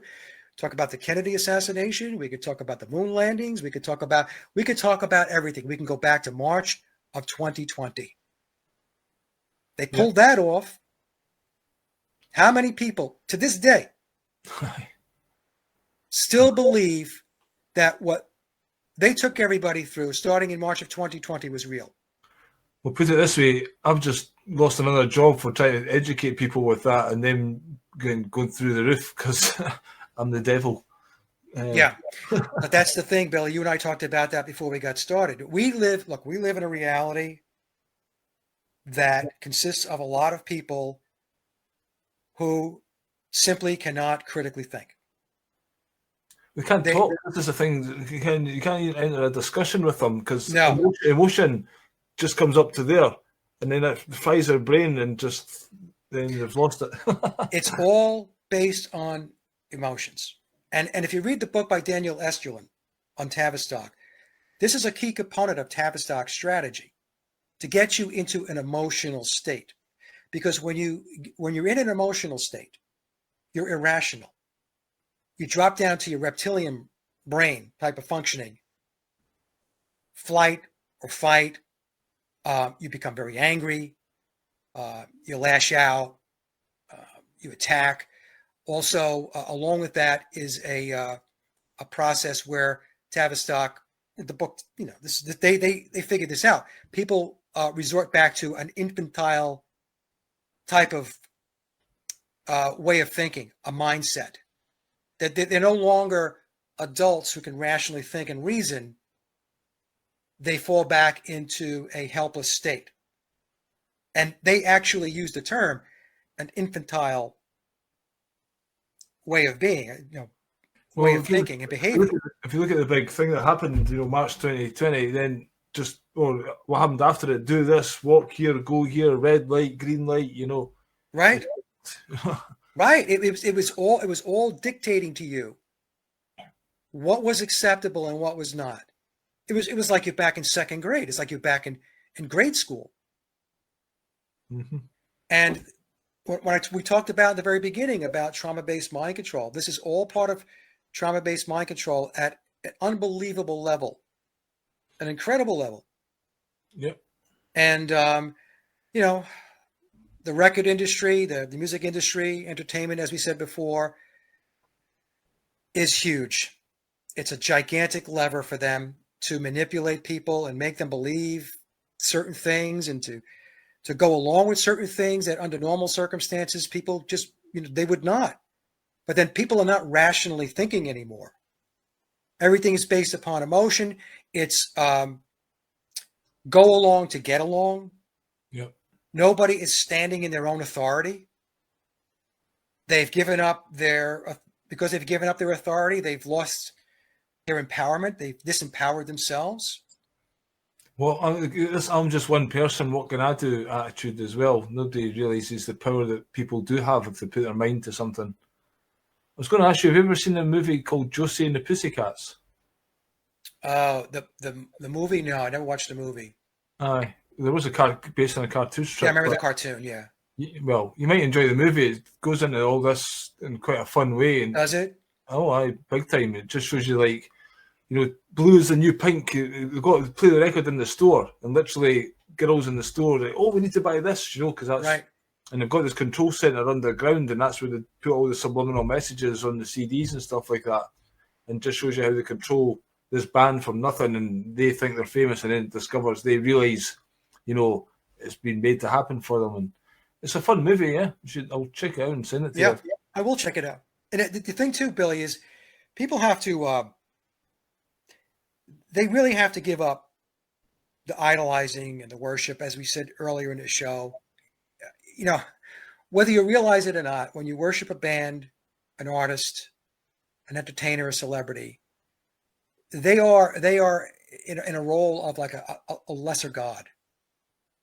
And as I mentioned before, what they're doing is they're usurping your consciousness. That's your non-physical energy. They're usurping your thoughts because you're so focused on that. And they're also usurping your physical energy because you're actually spending money on their merchandise, their CDs, their concerts and T-shirts and all of that stuff. I mean, it's okay to be a fan and appreciate somebody's work and buy their stuff and whatever, but when you become obsessed with it, it takes over your life and you worship it and you put them on a pedestal and that kind of stuff. Yeah, I mean, there are a lot of people that they just absorb every word that these celebrities, these entertainers, and these artists say, as if there's some kind of seer, there's some kind of unbelievable ultimate wisdom that that they're espousing, and it's just it's nonsense. You have to understand that these people were placed there. They're props in the theater of the absurd. Yeah. And as long as you continue to latch onto them and you follow them to such a degree that you're actually taking away from your own life. Yeah. Seriously, if you want to invest in someone, invest in yourself. Do your own creative things. Yeah. I mean, I know people who are like adults, it's like 30, 40 years old and they're still getting boy band posters on their wall and stuff like that. It's like, it's crazy. It's absolutely crazy. Look, like I said, I was a Beatle freak. I had all kinds of Beatle stuff, posters and stuff. You can still see some of the stuff. I got, Abbey Road up here, and I moved a lot of stuff. But I have a lot of memorabilia and merchandise over the years because I started this when I was 8 years old. I'm 64 now. Right. But over the last 7 years, no, Billy, I stopped. I just can't participate in this reality anymore. There's a certain level of interaction you have to have because we're operating within their construct. They created this reality. They created the companies that we have to deal with, the infrastructure and all that stuff. But to the degree where you can step outside of it and reclaim a big piece of your own sovereignty, then you need to do that. You really do. Yep, definitely. They don't make it easy. Money's the factor that keeps people in the system and stuff like that. And to do anything, you think you need money, So, but you have to try and become sovereign somehow, even though the world's about to end and financial collapses and all the rest of it, because Christ knows what's coming, And it's been a crazy, crazy ride, this world. And yeah, I've been a fan. I fell for the rock and roll thing back in the day.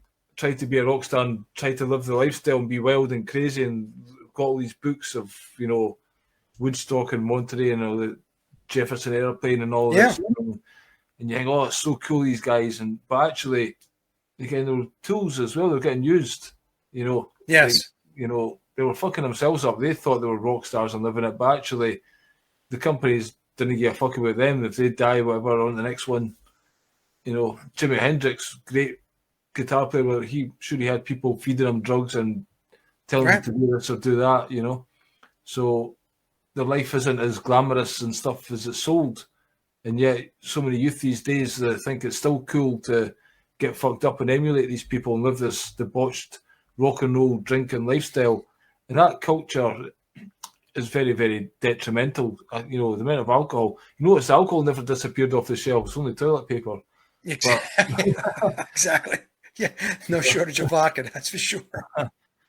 Well, again, if the world never drank for a year, it'd be a completely different place. People sobered up and focused on healing, but that's not the priority. People are still wanting to numb the pain of this world out. And it does take a certain amount of almost bravery to look at yourself and to say, I need to change. That's where people, fall down. Point fingers galore, it's everyone else's fault. But their own life, you can only change yourself and improve yourself, and people don't want to put that effort in. No, they don't. I've said for a very long time, it's an individual journey. And you have to work on yourself first. See, the controllers want community-based stuff. They want communal thinking. Yeah, and when you think in terms of the community first, what happens is you are not working on yourself as an individual. And then what winds up happening is you have weak individuals. They're not resourceful. Yeah. They're not resilient. They're not creative. And so you have a community that has those same attributes. They're not creative. They're not resourceful, right?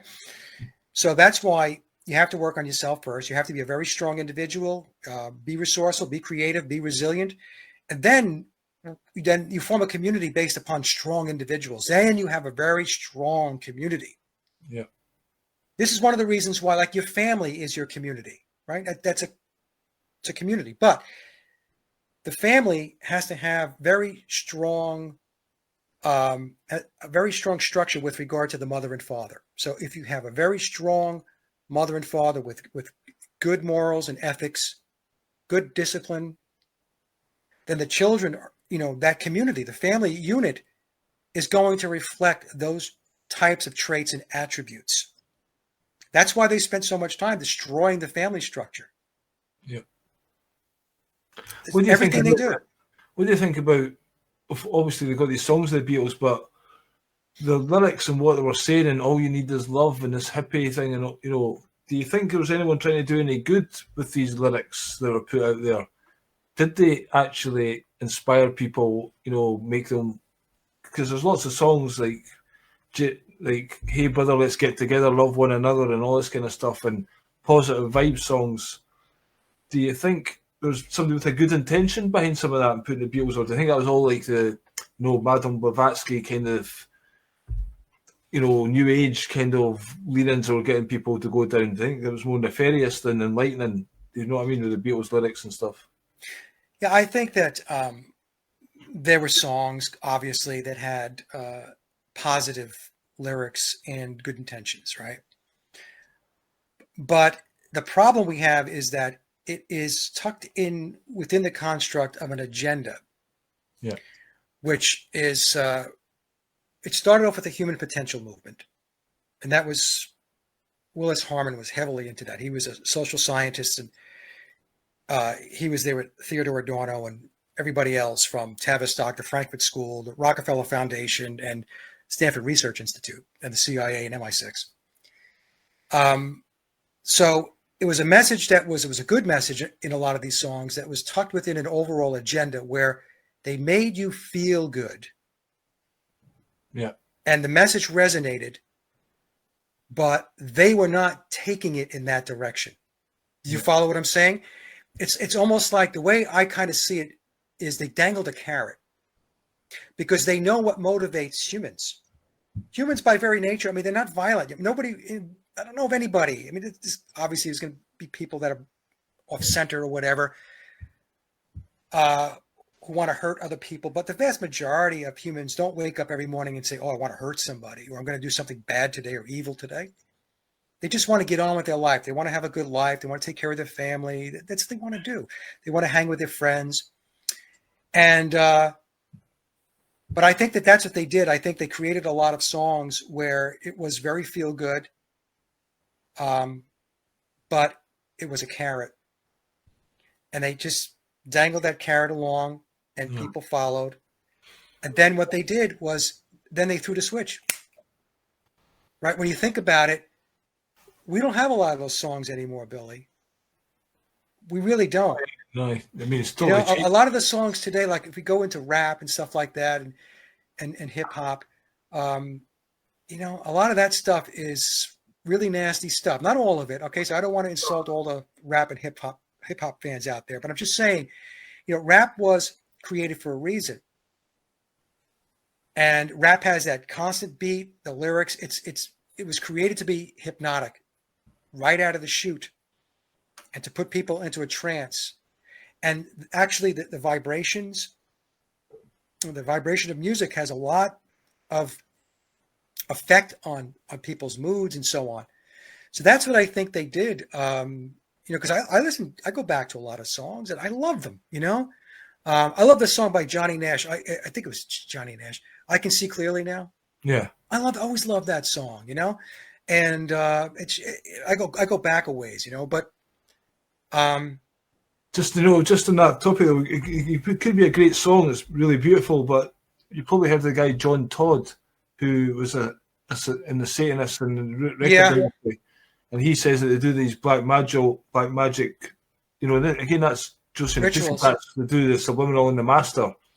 So then, even if it's got positive messages on it, you're still listening to their intent, but even subconscious. So that's an element of it, Yeah, what it is it's been a slow, methodical, incremental march. That's why I was saying before, the different genres are different components or different phases or stages of the overall conditioning program that they have out there, So, there's a lot of good music out there.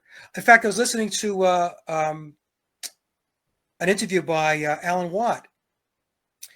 And Alan was saying that they play that at the end of an addendum. At the very end of, I put an Alan Watt, actually 2 Alan Watt clips at the very end of my new presentation, the addendum. And I don't know if this was in the addendum, but it was another piece I was listening to. And he said that because he was in the music industry, he was a studio guitar player, a session player. A lot of people, I don't think, know that. Yeah, I didn't know that, no. Yeah. So he was saying that the word had come down at a certain point. I think it was in the 1990s or so, that music now had to be oriented toward gender neutral. That's right. I was going to mention that during the interview, actually, so probably wasn't the addendum. Yeah. So that was interesting, right? Because I thought about it. And I said, really? So it went back 30 years ago? No. the whole gender neutral thing. And he said, yeah, the word had come down in the music business. No more like he, she, all that stuff. I mean, I guess occasionally going to get he, she, but they were moving the majority of the songwriting and what was going out into the public domain to be gender neutral. Like, right. So you can listen to some of those it. songs. You would think to yourself, oh yeah, that's a very inspiring song, but people are interpreting it based upon, how they're interpreting the song. Oh, he must be talking about a guy, or he must be talking about a woman. But in reality, there was nothing specific about a guy or a girl. Yeah. And so that was the beginning, when you think about it, it was the beginning of the movement going forward. And look at where we're at today with the whole transgender agenda, right? Yeah, scary. Yeah. But so, I was been a couple of workplaces recently. One guy was playing this rap music like 8 hours full blast, and I was losing my mind. It was so bad to see the vibrations of it and just the constant. Like I'd go on stage and whatever, I swear, but this was just OTT for the sake of it, and just like, Ken, calm down, Yeah. And then there's so many young people these days as well in this other place, and they're like this hardcore doof, doof, doof, doof, and it's like full on banging, and they like it for 8 hours. I'm like, that is fucking horrendous. Okay, Yes. that is just not music. And you try and play them some other stuff, and they just didn't get it and didn't like it. It's like, has humanity been reduced to that? God help us all. It's conditioning, and that's the thing. Tavistock is heavily into sound as a way to mind control and to condition. In fact, in the Alan Watt interview, he mentions George Martin was a person who was an expert in how sound affects humans. All right. Interesting. Very interesting. So, I mean, I didn't know that. It wasn't until I listened to the Alan Watt interview that we got that bit about George Martin and some more about his background, because up to that point, I didn't know that he was an expert in sound engineering and how sound can affect the mind. Well, I did send you a clip on Twitter. I don't know if you had the chance to watch it or if you're aware of this clip, but there's actually 2 tracks that George Martin recorded with, I think it was Peter Sellers and Spike Milligan. Yeah. And in 56 he done this. And if you listen to it, to me it's got elements of the Beatles kind of All You Need Is Love kind of production elements in it. And you're like, he was doing that in 56, and quite, because it was a comedy thing. I don't think it actually got released until these days on YouTube. Have you heard of that track? No, I'm going to take a listen to it. You send me the link? I sent you a link to one of them, but obviously on YouTube you'll find the other one with a bit of searching. I'll take a look. I'm sorry. I mean, I was so heads down with this addendum presentation that there was a lot of stuff. I'm just catching up with emails now, to be honest with you. Aye, just the past couple of days I've sent it, because I just thought, I wonder if you've heard it, because when you listen to it, it's like very Beatles, the horns and all that kind of stuff. Yeah. It's like, that's quite advanced, I thought, for 56. But yeah, it's an interesting one. So obviously, he said he had his background in comedy, but he was obviously doing music production and stuff. He absolutely was. I mean, people don't realize that EMI gave the Parlophone label to George Martin. All right. So, EMI wanted to do something with the Parlophone label, and they handed it off to George Martin. Right. He got promoted, and he was given an entire label under the EMI umbrella that was his.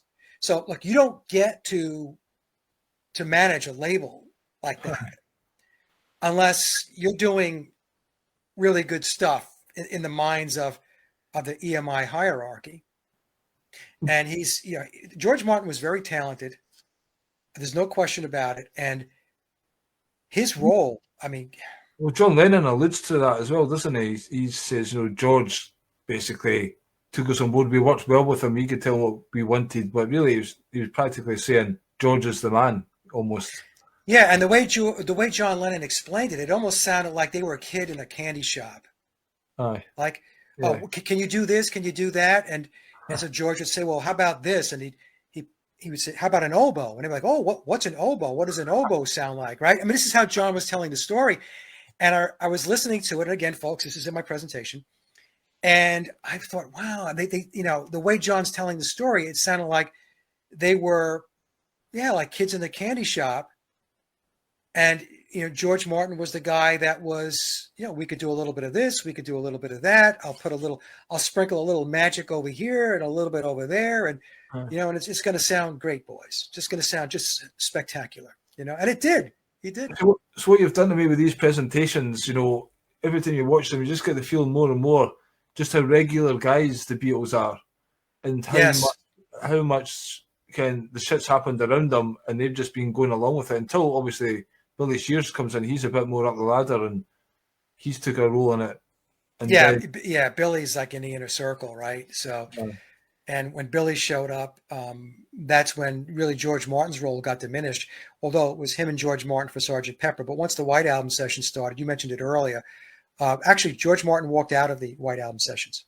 He walked out, and we don't really see George Martin again until Abbey Road. So, and Abbey Road is a spectacularly produced album, right? So that's, that has to be George Martin's, fingerprints all over that, even though Billy was there. Yeah. But that's the thing with the Beatles, right? So some people think like, oh, you hate the Beatles and this and that and blah, blah, blah. It's like, I don't hate the Beatles. Okay. In fact, I've landed where you've landed, Billy. They were four guys that they got caught up in something. And I do believe they were groomed and handled from a earlier time in their life. But even their grooming and their handling, that's not their fault, right? There were people that were pushing them along. And if you're starting at an early age, let's just say they started preteen, teens or whatever, you're being steered by adults, and kids trust adults, and you're being moved along the timeline, right? Climbing the rungs on the ladder. And, they got themselves into something that was way above their heads. Way above. And there's interviews later with John Lennon, saying, talking about the Beatles and that kind of almost a derogatory way, and say you need to grow up to this interview, and the world's not like that and stuff. It's almost like he's been pissed off that he's found out. That's what the whole Primal Scream album, people were telling him how he was used almost, and I think that was got his goat a wee bit, and But who knows? John Lennon, he went quiet for 5 years as well, didn't he? He went quiet. Just like a recovery of how they were used, and again, anyway, Double Fantasy. Is he the same John Lennon? Got to ask that, and again, did he go and just want to join the industry? Did he have that talent to make that album with Yoko Ono, Double Fantasy and stuff, or is he just getting used in later life? And was he the truthful? Because he could have been involved in the Beatles and then he's discovered it's fraud, and he comes out with Bagism and Peace and Love. Yeah. Was, people, that kind of got a lot of, when John Lennon died, we lost that symbol. At least he was the guy to speak up for peace and love and stuff like that. And that was a big thing, and almost like JFK in society, people felt that death. So that could be part of the operation as well, to kill the hero, the peace and love guy. Yeah. Yeah, look, John had a lot of he wasn't always a shining moment. There was there's a lot of stories about him and his abuse with Cynthia Lennon and stuff like that. But we don't know the extent of the programming and the conditioning that they were exposed to. And in the addendum, the presentation I just released, in that interview, I think that was with Rolling Stone magazine, if I'm not mistaken, he called Bob Dylan a myth, Paul McCartney a myth, McCartney a myth, and he called the Beatles a myth. In that one interview. So I think John, I think he had become a loose cannon. Aye. And when you're doing interviews and you're saying your best days were back in Hamburg and not when you were a Beatle. Yeah. And the best songs were when I was not a Beatle. Right. This is not what the controllers of the official narrative want to hear. And when you think about it, when did John Lennon play any of the Beatles songs when he went out and played live? When he played, I think it was in Toronto, or he played in New York City. I think it was Madison Square Garden. I think he played Come Together, Madison Square Garden. But I mean, like, he didn't play In My Life. He didn't play Girl. He didn't play, I mean, pick a song. The Ballad of John and Yoko. The Ballad of John and Yoko. He didn't play any of that stuff. So you have to ask yourself, why is that? I remember reading a story from years ago where George Harrison was on tour and he was playing music, his solo stuff, and he didn't play any Beatle music, and the crowd had gotten upset and they started booing him. Right. And even George, he got sick and tired of talking about the Beatles, the Beatles, the Beatles. There's an interview he did with 57th Street. In fact, it's the same video that I got the clips in the addendum with Philip Norman, the author, where he was explaining how George was treated in the studio by George Martin. He was dictated to, you will play these notes, right? And, even George Harrison, you could tell after the whole thing was over, there was not a lot of like warmth looking back at their Beatle period. Yeah. And you would think that for all that the band allegedly accomplished as songwriters, even George, right? Yeah. Well, it's like the astronauts when they came back for the moon. Exactly. It's the same thing, Billy. It's, they just didn't look like they just had a shining moment. Hey, we're the men. You know all that. Yeah. And that's the thing, that's what strikes me. And when you listen to John's music, especially post Beatles era, it doesn't sound anything like his Beatles period. No. Yeah. He took a lot of shit for Sometime in New York City, because the songs there, I mean, they weren't great songs. And he got clobbered for that by critics and fans alike, and I remember reading another article where he said that, he made a mistake with that. All right. Is that an album? I've never heard that album of his. Yeah. I mean, he had, the first album, Plastic Ono Band with God and stuff like that. That was a good album. It was very raw. Yeah. That's a classic. I love the album. But the songwriting is nothing like the songs that you hear 62 to 66 or even 67 to 1970. It's not. Okay. Right. We have the Imagine album, which I think overall is a solid album.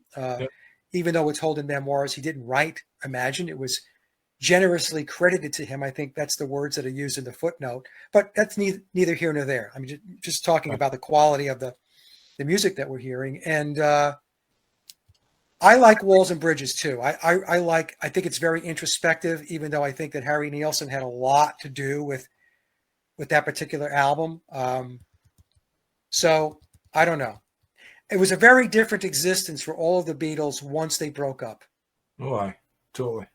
Especially for John and George. And even when you listen to Billy's music, especially when he first got started, his first album is McCartney solo album, and even Ram. I mean, I like the Ram album. It's one of my favorite solo quote McCartney albums, Billy albums. But it's not really Beatle music. Yeah. So you have to ask yourself what happened. Why is that? Yeah. Basically, they had awesome songwriters, and it was a big, massive operation. Other songwriters, other musicians, studio players, and so on. And if George Martin wasn't producing, because the producer has a lot to do with what that record is going to sound like. Well, they called him the fifth Beatle, but to me, he was the Beatles, essentially. He was the managing director of the Beatles psychological operation known as the Beatles or Beatlemania. There's no question in my mind. And George Martin was, his role was just, you can't overstate it. Yeah. He's the glue that kept it together, and he's the one that marched it forward, and he's the one that made it what it ultimately became. Him, and I think that working with Theodore Adorno. Right. As a social scientist out of the Frankfurt School in Tavistock. Yep. And obviously enabled by all the right people to get on the right show. Yep. It's a huge operation. You've done a great job exposing that. What's next for you in the whole Beatles world? Have you got other things? Oh, my God. Well, I don't know. I think I'm going to slow up on the Beatles stuff. I mean, after the addendum, as I mentioned in other shows, Billy, it's kind of like it's gotten to the point of diminishing returns. And I'm not interested in Billy ticker tape parade stuff, Billy Shears, Paul McCartney ticker tape stuff, as he heads out. By the way, I will say this, a friend of mine who is very credible and who is, he periodically makes his way into circles where the beautiful people gather, said to me that I won't get into exactly what it is, but Billy has some health issues. I'll say it that way. Okay. And he is going to be 86 this year. His birthday is either September 9th or September 11th. That's what we deducted. He's not 80. Paul McCartney would be 80, but Yeah. he's 86. So what's going on then, isn't it? that's what I was told. But also, you do see sometimes a picture of him with his wife, but he's a different height compared to her. Yes. I was going to say, though, February 21st, was it? Oh, yeah. I'm glad you brought that up. Yeah, February 21st. So, in Memoirs, it talks about February 21st. And I did ask Tom about the date. And he says, Mike, I have no idea. He says, what the date means. He says, but, it was there to be put in the book. So that tells you there's a certain level of direction that Tom is taking to, Tom is not three authors. No, he's not three authors. I mean, the people play, go find something better to do with your life than to sit there and play with anagrams. I mean, you can anagram your own name and come up with something. And then, and even if it says, he's three authors, I mean, so what? What does that mean? What does it mean? Where are you going to go with that? Anyway, that's just silly stuff.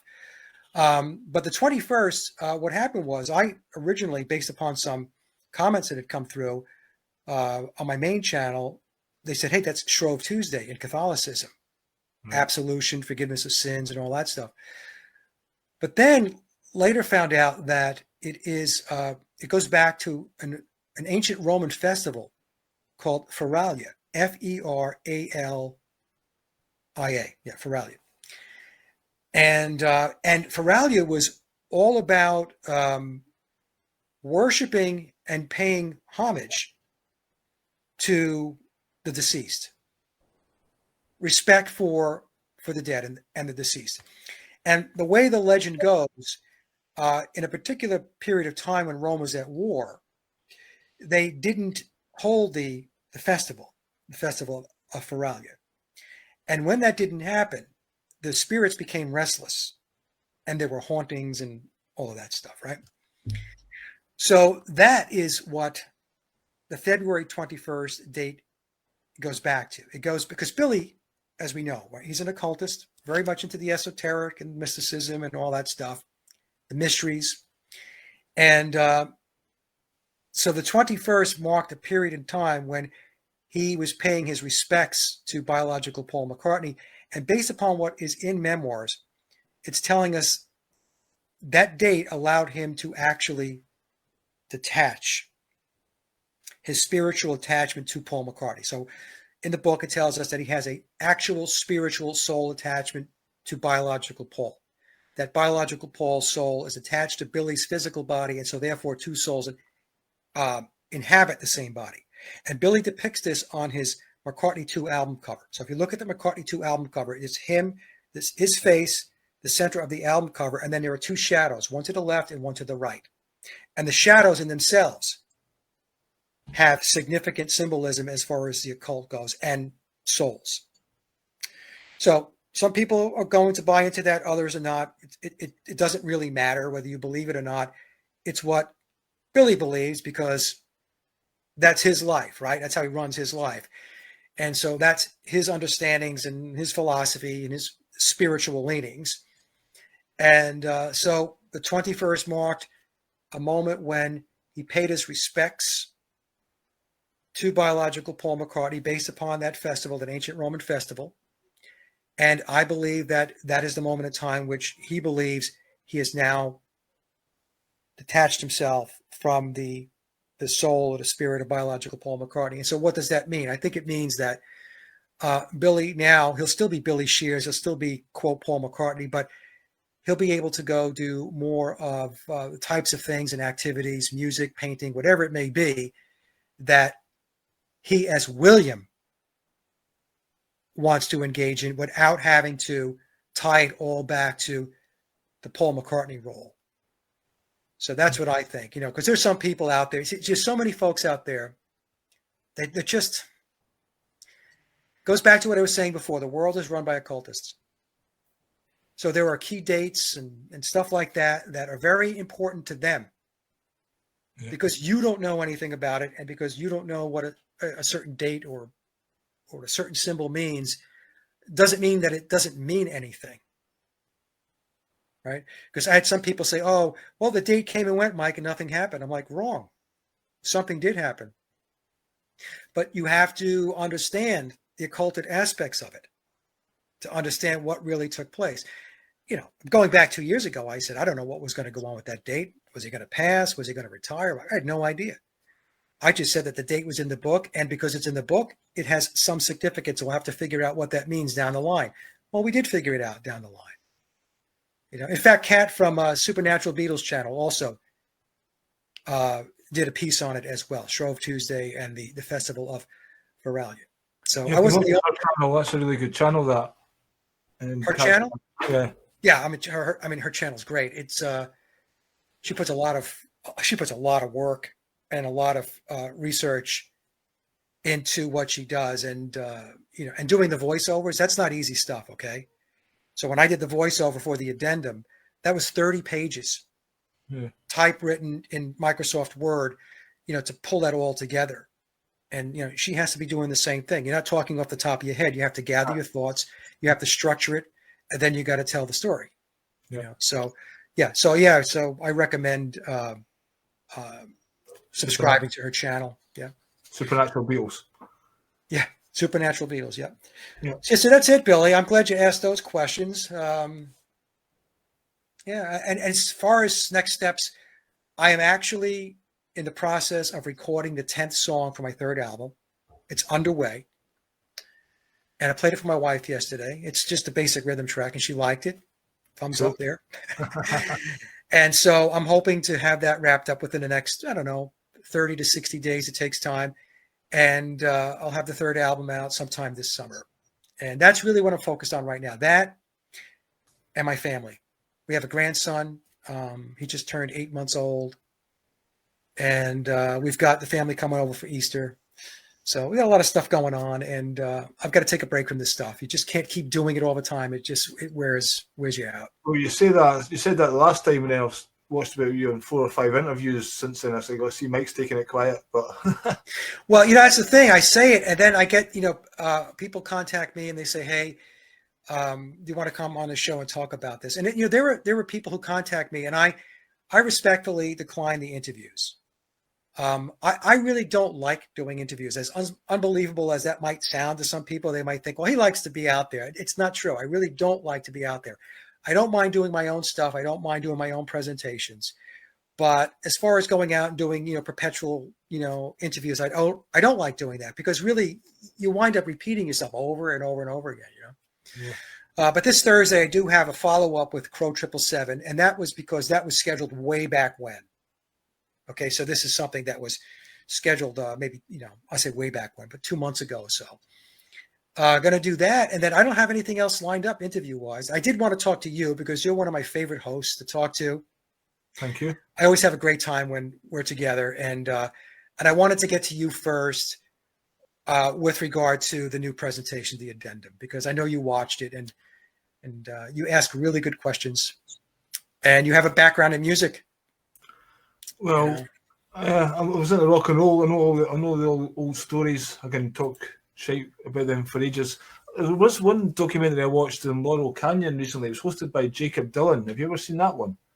And it's got people like no, I've seen that pop up, and I meant to take a look at that one. You should watch that, because almost at the end of it, who's Crosby, Stills, Nash? Graham Nash is in it, and the way they're talking, they've always got this wee smile on their face. It's like you're pulling the wool over folks' eyes here. So it's a knowing wink towards the end, especially. So it's worth a watch, that one. Well, is that the one where Graham Nash says, and some people believe that Paul McCartney was in Wings? That one, yeah. And he has a smirk on his face?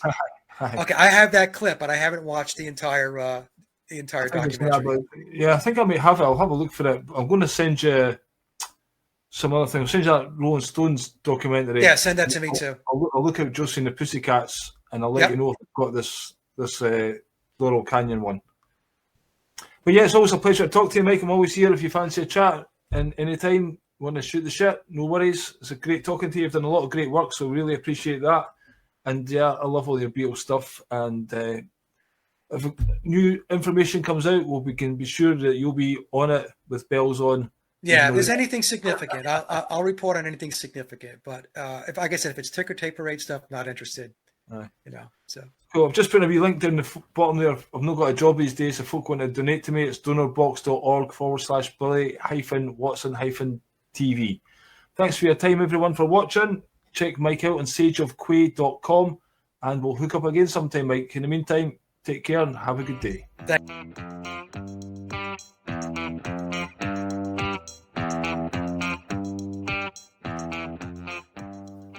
Hello everyone and welcome to another episode of Billy Watson TV. It gives me great pleasure to have a returning guest on. It's his 7th time on the show. He's an excellent guest and he does many more podcasts about various topics. We're going to get into a few of them today.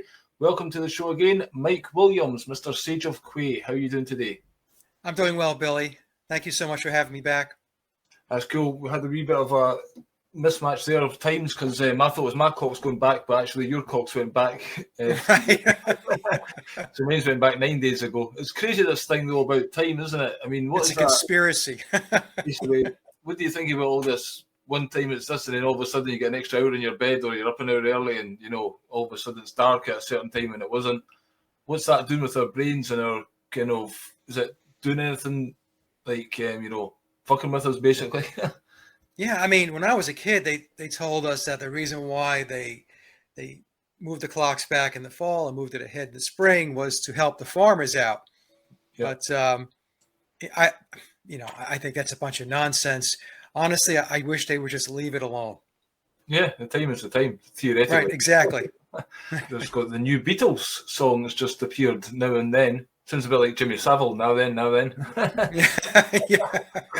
And yeah, so there's a video to match that, and there's just, I noticed this during it, just at the start, it just comes up, I think there's a line about love or something like that, and yeah, it's got this, I noticed the 3-0 and the 3 and the 6, if that's standard on this type of thing, or obviously that's put there to tell us something.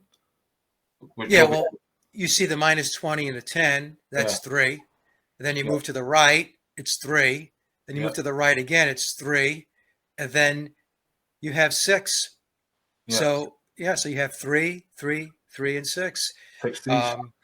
Or 3 sixes, sorry. Yeah. So, is that coincidental? I don't know, but I will say this: after doing Beatles research for now 7.5 years, next year it will be 8 years, that whenever they put something up and they display it, especially when it has numbers, it means something. So in that example, we have the 369. Yeah, I've got a few stills from the video and the song, but I just wondered what your impressions of it were, and the release of it, and maybe any dates, if you've came up with anything, have you looked into it? Yeah, so the date, it was released on November 2nd of 2023. So November 2nd, 2023, the numerology reduces to the number 11. If you use the date, or you apply the date format as November 2nd, so November is 11, so 1 + 1 = 2. The second, 2. 2 + 2 is 4. So the month and the date together is 4. And then you have 2023. 2 + 2 + 3 is 7. 4 + 7 = 11. Now, another thing that they did, which is very clever, because they are very clever with their numbers, is if you take the year 2023 and you just write it out as 23, then you have November 2nd, 23. That's another date format. Well, that format is 9. So based upon the two date formats, where you type out the entire date, 2023, that gets you to the number 11. Or if you abbreviate the year to 23, that gets you to 9. So the release of that song is a 9/11 encoded date. Yep. And the Beatles do this all the time. The Controllers do this all the time, where they encode certain events which they deem to be very important with regard to moving their ball forward. to moving closer to their agenda. As an example, I've done this example before. When the March 2020 event came about, we had coronavirus and COVID-19. Coronavirus has Pythagorean numerology of 11. Right. COVID-19 has Pythagorean numerology of 9. So coronavirus COVID-19 was an encoded 9/11 event.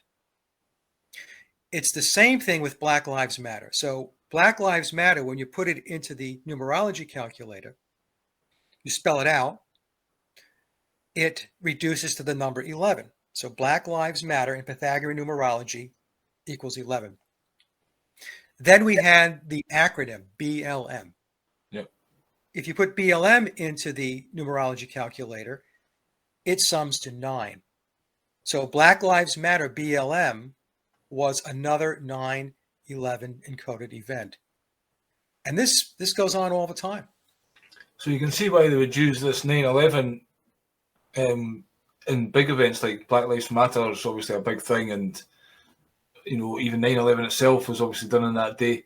But this is just a release. Obviously, the Beatles have a big social impact, but right now, 2023, just putting out the song, you're still at it basically. The Beatles, do you think they still have that power? What's the message here then? Why would this be an important thing to put this out at 9/11? Just putting a rubber stamp in the Beatles, the final release or something, it's almost trying to end it or something like that. Yeah, there's a couple of things going on. So obviously what they want to do is they want to keep the Beatles relevant, especially to the boomer generation. Yep. And this is what I refer to as the ticker tape parade. I have said from the very beginning that Billy, as he rides out into the sunset, he's 86 this year. And as he rides out, they're going to rain all kinds of praise on him, because from the perspective of the controllers, he's done an amazing job of moving this psychological operation that we know as the Beatles, moving it forward. And the Beatles they've made a huge impact on the culture. We're not talking about the whole Paulism thing here. It's actually more than just the Beatles moving it forward. It's actually a new age. It's a new age. That's right. We've talked about this. This is going into the age of Aquarius, or Crowley's Eon of Horus. And this is why I refer to the Beatles as the Pied Pipers of the Eon of Horus, because they had a major task in going from the old age, the age of Pisces, to the age of Aquarius, or what Crowley would refer to as the Eon of Osiris, which was the age of Pisces, to the new age, the Eon of Horus, or the age of Aquarius. And so they were the Pied Pipers from a musical perspective. That's why on the album cover of Sgt. Pepper, the Beatles are in multicolored outfits. So the word pied means multicolored. So they were the Pied Pipers. And, looking back at it now, what's happened is a lot of people can't see how important the Beatles were to the transformation of society and the culture, because they've been around so long and they have been so assimilated and adopted into the cultural mindset that, people really, they can't distinguish anymore. There was that time though, if you do a little bit of musical history research, I wasn't alive in the 60s, but, obviously that era and the music that came out of it, I'm not that young, but I still look back in it. The Beatles, there was probably in lots of blues songs, references to Mary Jane and the Reefer and all this kind of stuff. But when Paul McCartney, Fall, whatever, he came out with that interview, basically saying, yeah, if I had the LSD and you're asking me, you're the one to blame, you're the media, you're creating the story. In some ways, that's true.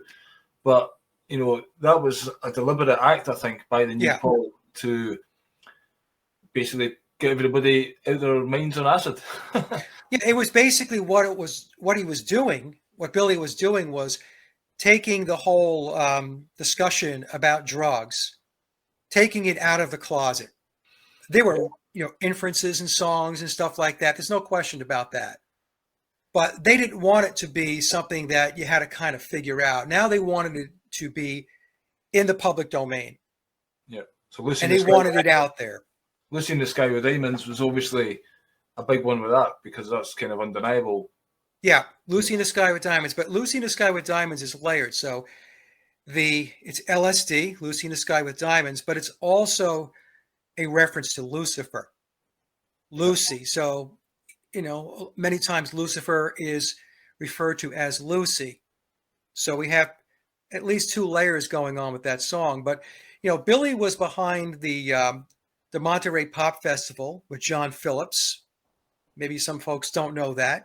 Yep. And with that festival, the CIA was involved, and they told local law enforcement to stand down as they were distributing LSD at the concert, because it was a CIA experiment, and to get LSD introduced into the public. So the Beatles were a huge transformation. If we go back to let's say the early 1960s, 1960, 61, 62, around there, think about it, Billy. It was like a Leave It to Beaver culture and society here in the United States, at least, right? And by the time we get to 1969, we have Woodstock. Yep. Right. So it's a big difference. So if we're talking 8 to 10 years, a decade tops, where this transition takes place. And the Beatles played a huge part in that transition, the entire British invasion. Yeah, I've been just watching a little bit recently of the Rolling Stones. Obviously, they released this new album, Hackney Diamonds. It's got diamonds in it as well. I was going to mention the word diamonds, quite a Freemasonic number. I believe it goes to 33 as well. And yeah, it also means smash and grab. And Hackney Diamonds, like a smash and grab run. Yeah. On a window in a jewelry store. But yeah, what do you think of the Rolling Stones as well? This new album, just threw that out there just now. I don't know, the songs to me are like, do sound Stonesy, and they do sound like, but it's almost like too polished and too, it's something fake about it.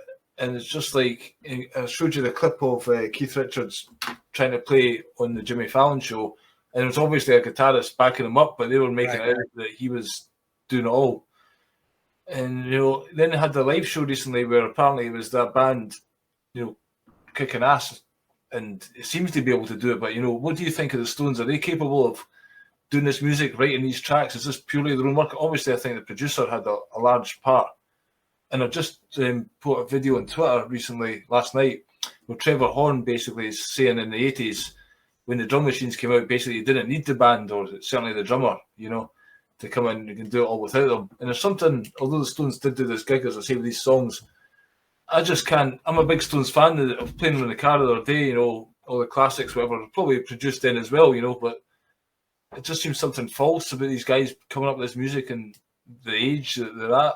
And whereas Bob Dylan seems to be doing it a bit more, relevant to his age and still making music. What do you think about the whole Stones thing? Well, first of all, I didn't listen to the new songs. I just don't have any desire to listen to it. But the Stones are no different than the Beatles and many of these other bands that came out of the British invasion. So you have to ask yourself, do you actually believe that a bunch of guys that are in their late 70s, into their 80s are writing these songs? I mean, they weren't writing them back in the 1960s. Tavistock had the songwriters that were writing the songs for the Beatles, the Stones, and so on. You always wonder, because the quality of those songs they wrote back then, why can't they just keep it up and just pump them out forever, Like Van Morrison still does good work and still writes, he does, interesting things sometimes with cover songs, but he's still writing tracks and putting them out there. You think he is solely responsible for, the main songwriter. Whereas if they could do that then what happened? Why 18 years between albums and stuff like that? Right. Well, there are those performers and band members that do write music. So that's another thing that, some people say, well, I'm saying that nobody writes their own music. And I'm not saying that at all. I write my own music.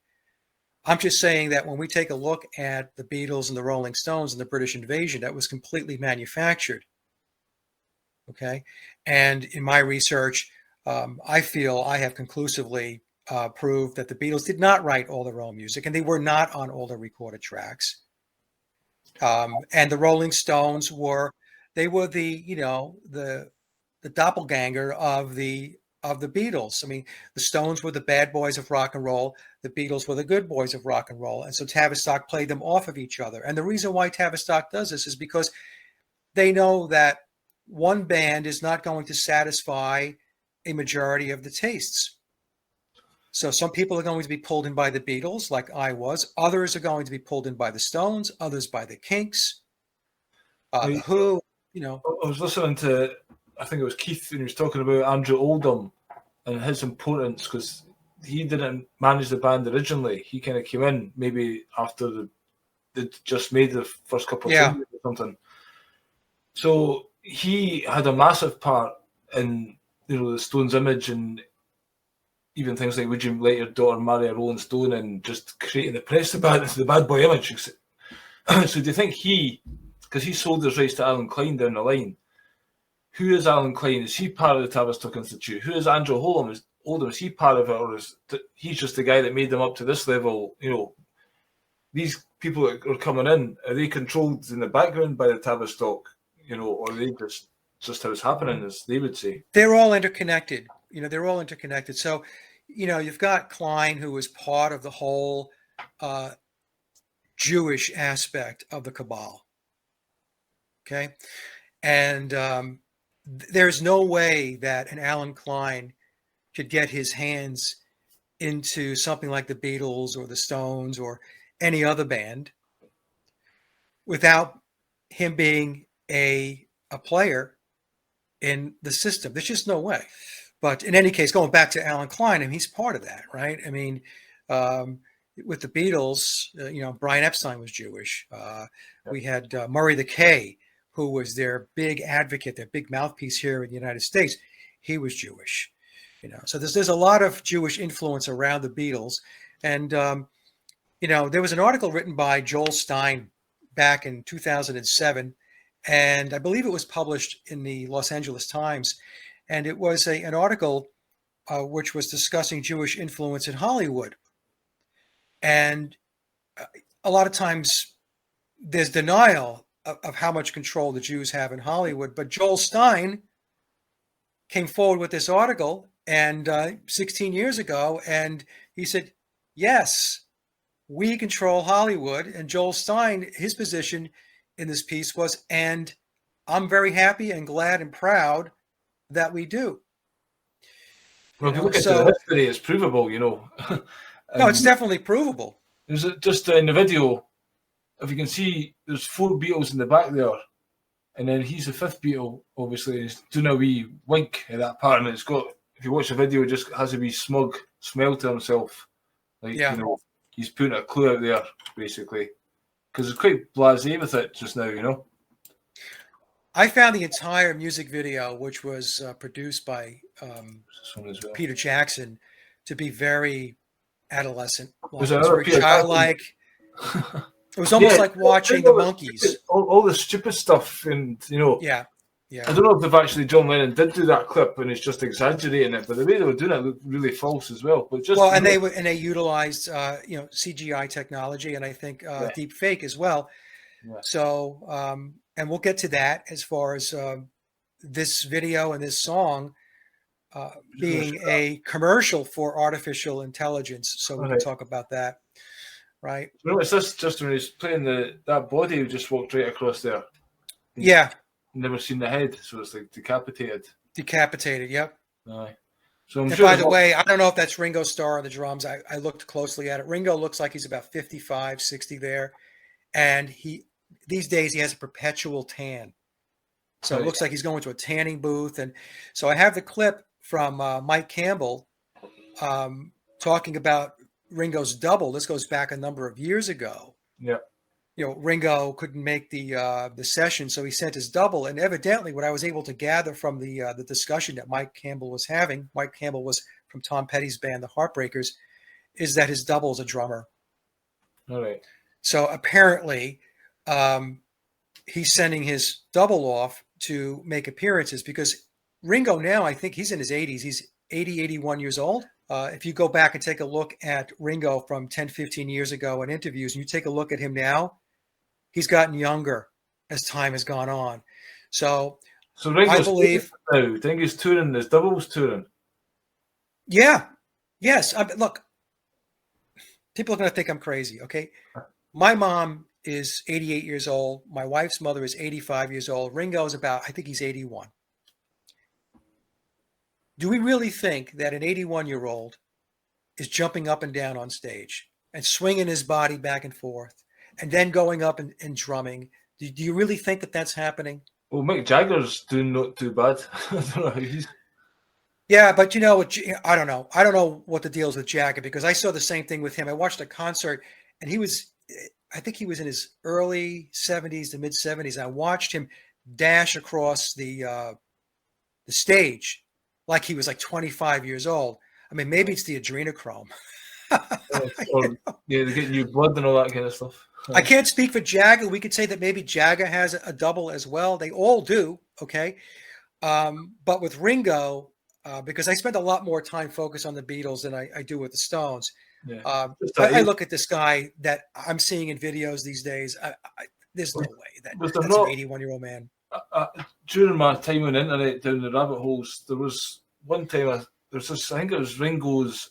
She was saying it was Ringo's daughter, but she was saying like the original Ringo, and somehow she's saying the original Ringo's been replaced. And maybe, you know, as you say, multiple Ringos, and they just change them out. It's because it's just a role, really. It's a role. And yeah, I mean, you see that when you see people like George Clooney and stuff, or Bono. I mean, that's what you two are doing at this big theatre thing now, and I think it's Las Vegas, maybe. Yeah. The Dome and all the subliminal programming. Again, if you don't even need to dig deep. It's just like you slow it down. It's like, you know, God is bad, or kill a cop, and you know, 666 they were flashing. And yeah, I saw that. There was a video I watched where somebody they got a hold of the footage and they were playing it in slow motion, and it's just unbelievable. It's all about mind control. It's about implanting subliminal thoughts into your mind. I do want to say one thing about Now and Then. So, and I don't think I've ever heard anybody else mention this. I mentioned it in a comment with a person that I had on my, actually, no, Peter had me on his show. I want to have Peter on my show, but Peter Tompkins, who has the channel PT Pop. And he gave a review of the song Now and Then. And he expressed the exact same thoughts that I had. I mean, just really, there was nothing inspired about it. It's not a good song. And so I was actually going to do a video on it. And then when Peter came out with his, I'm like, well, I don't have to do it now because I could just put his video up, and he's expressing my thoughts. But here's the thing. Here's a question, Billy, and for the audience as well. How is it that the greatest band in the world has no source unreleased studio recordings to work with? Why are songs lifted from cassette tapes that were recorded from boom boxes? So this is, I mean, think about this. So there were songs that the Beatles worked on in the studio. There has to be, that were recorded. Maybe they are in draft mode, that didn't get released because they decided, well, okay, we're just not going to go with that song. We have these over here. Okay, and this is what we're going to put on the album, or this is what we're going to release as a single. Just an example, Bob Dylan's got all these things he keeps releasing of new stuff that's from the archives, and Neil Young's another one's got millions of them. Right. So when you, as a musician, you know this, Billy, when you record songs, there are songs that you go in and record, and you know, they don't make the light of day. They wind up sitting in a shelf somewhere, or on a shelf, I should say. We're supposed to think that the Beatles just shat gold, you know, and whatever they done turned to magic. Right. Whatever they touched turned to gold, and that's just, you know, that's more of the Cinderella story. That's not realistic. So that's something that we should question, and I find to be very suspect. That we have to go back to old cassette tapes in order to get the song. Is this because I'm guessing they had a tape of John Lennon roughly singing the song, and then they've just done all the background stuff to make a new Beatles track? Or do you know the actual story about this one? Yeah, I mean, it was a 1977 recording. It was a demo, and then 77. So John Lennon wasn't on it. What's that? No, he was still alive in 77. Sorry, yeah. Yeah, he was still alive. I mean, Yeah. but it's a very plodding song. So if you look, I put the original up on my community tab on my Right. Beatles And channel it's this a John morning. Lennon song, then, is it? It's a John Lennon song. Right. The original is 5 minutes. It's John pounding on the piano, playing the piano, and just singing some lyrics. And it's not a very good song. Okay, Right. that's my opinion. It's just not, and it's not just me saying this. Obviously, John didn't think so either because he never released it. It sat on a cassette tape, in a shoebox in a closet somewhere, or wherever the tapes are kept. And again, I asked the question, why is that? Why are cassette tapes recorded on boom boxes the only source for unreleased material? It doesn't make any sense to me, especially when you have a band like the Beatles. There should be plenty of unreleased tapes done in a studio that could be worked with, that could be revived. Okay, so just think about that. So I believe the story goes that originally they wanted to record the song back during the anthology days. And because of the lack of technology, they didn't have the technology today that they had back then to extract out John's vocal. So they wound up doing Free as a Bird and Real Love. Both two other songs, which, they're okay. They're not great songs. And we'll get to this in a moment too. Why is it that they're always focused on John Lennon unreleased material? What happened to George Harrison? You're going to tell me that George didn't or doesn't have, or he's passed away, so he didn't have unreleased material somewhere, either on studio tape or on cassettes at home himself? They don't pay attention to George's piece of this thing. They're always focused on John. But was George not said himself that he didn't practice between albums and he just felt like making an album and he'd go in the studio? And... Right. He said he never practiced. He and Ringo never practiced. And the only time that he actually picked up the guitar to play is when he had to go into the studio. And I know there might be folks listening and saying, that can't be true.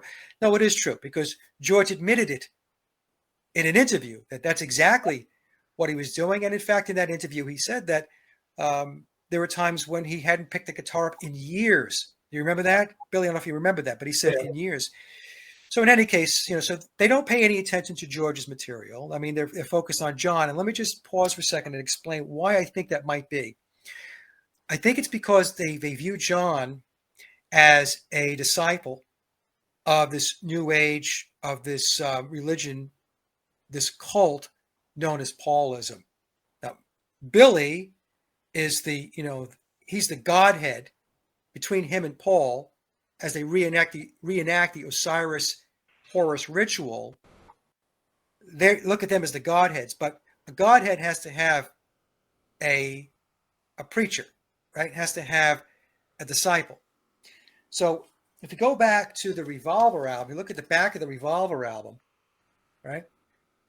They all have sunglasses on. And who are they looking toward? They're looking toward John.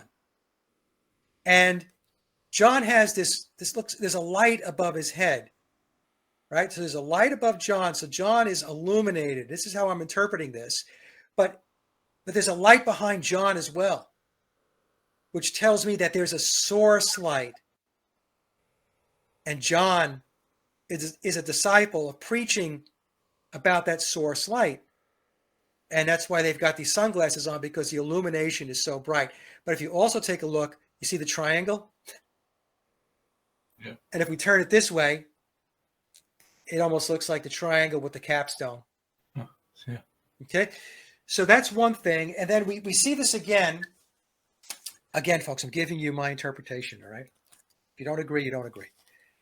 On the cover of Abbey Road, and we've got John in the front of the line, and he's dressed in white, representing, again, a disciple of the Godhead. Even though he's that's why I think they focus on John's songs. But he did have that song. He doesn't believe in Beatles. Doesn't believe in. Right. So he's kind of. The dream is over. Yeah. The dream is over. In fact, that's why on the ram is considered to be a very sacred animal in Jewish mysticism, in the Kabbalah. The pig is supposed to be unclean, dirty. That's why Billy on the Ram album, he's holding the ram. Yeah. So he's going back to Jewish mysticism. He's going back to the Egyptian mysteries. But on the Imagine album, we have John. I think he included the poster. Was it on the poster? I'm trying to remember the album cover. But in any case, album cover says "Head in the Clouds," is it not? He's holding. The album cover, if you turn it on its side, replicates the movie going back to Rosemary's Baby. Okay. Okay. Look at the poster, the movie poster for Rosemary's Baby, where she's lying down, looking up, and take the Imagine album cover and turn it this way, and John is in the exact same position. Okay, but there's also a picture or a poster of John, a postcard with John, where he's holding a pig, not a ram, but a pig, and he's dressed in kind of Billy clothing. Right. And what happened with John was going along with the program as far as Billy was concerned, and then there was a point in time where he decided that he didn't believe any of this stuff anymore. And so that was a direct punch in the face to Billy that, you're not some special being. You're not some godhead. You're not the reincarnation of Horus, Vishnu, or whatever. Oh, okay. You're just a guy that's really gotten under my skin. So it's interesting, the symbolism that takes place. So going back, Billy, so the original demo was 5 minutes. 1977, my understanding is they tried to do something with it during Anthology. They couldn't because they didn't have the technology to extract the vocals. And then now they do because they connected with Peter Jackson. And there you go. Thank you so much. So the Ram album has Billy holding a ram. And then we've got John dressed in Billy clothing, grabbing the pig. This is when they were really going at each other. And we have the song "How Do You Sleep," which is the greatest Paul is Dead song of all time that John wrote. And if you read the memoirs of Billy Shears, everything that John sings about in that song, you will understand. Just a little reference point there. So it's not a great song. I didn't think it sounded like a Beatles song at all. In fact, even before I took a look at who was involved, I said, it sounds like Jeff Lynne has got his hands in it. Right. And guess what? Jeff Lynne has his hands in it. He was quite involved in a few Beatles songs, wasn't he? Yeah, I think Jeff Lynne was behind the scenes, many times, various times during the Beatle timeline. I didn't think the mix of the song was great.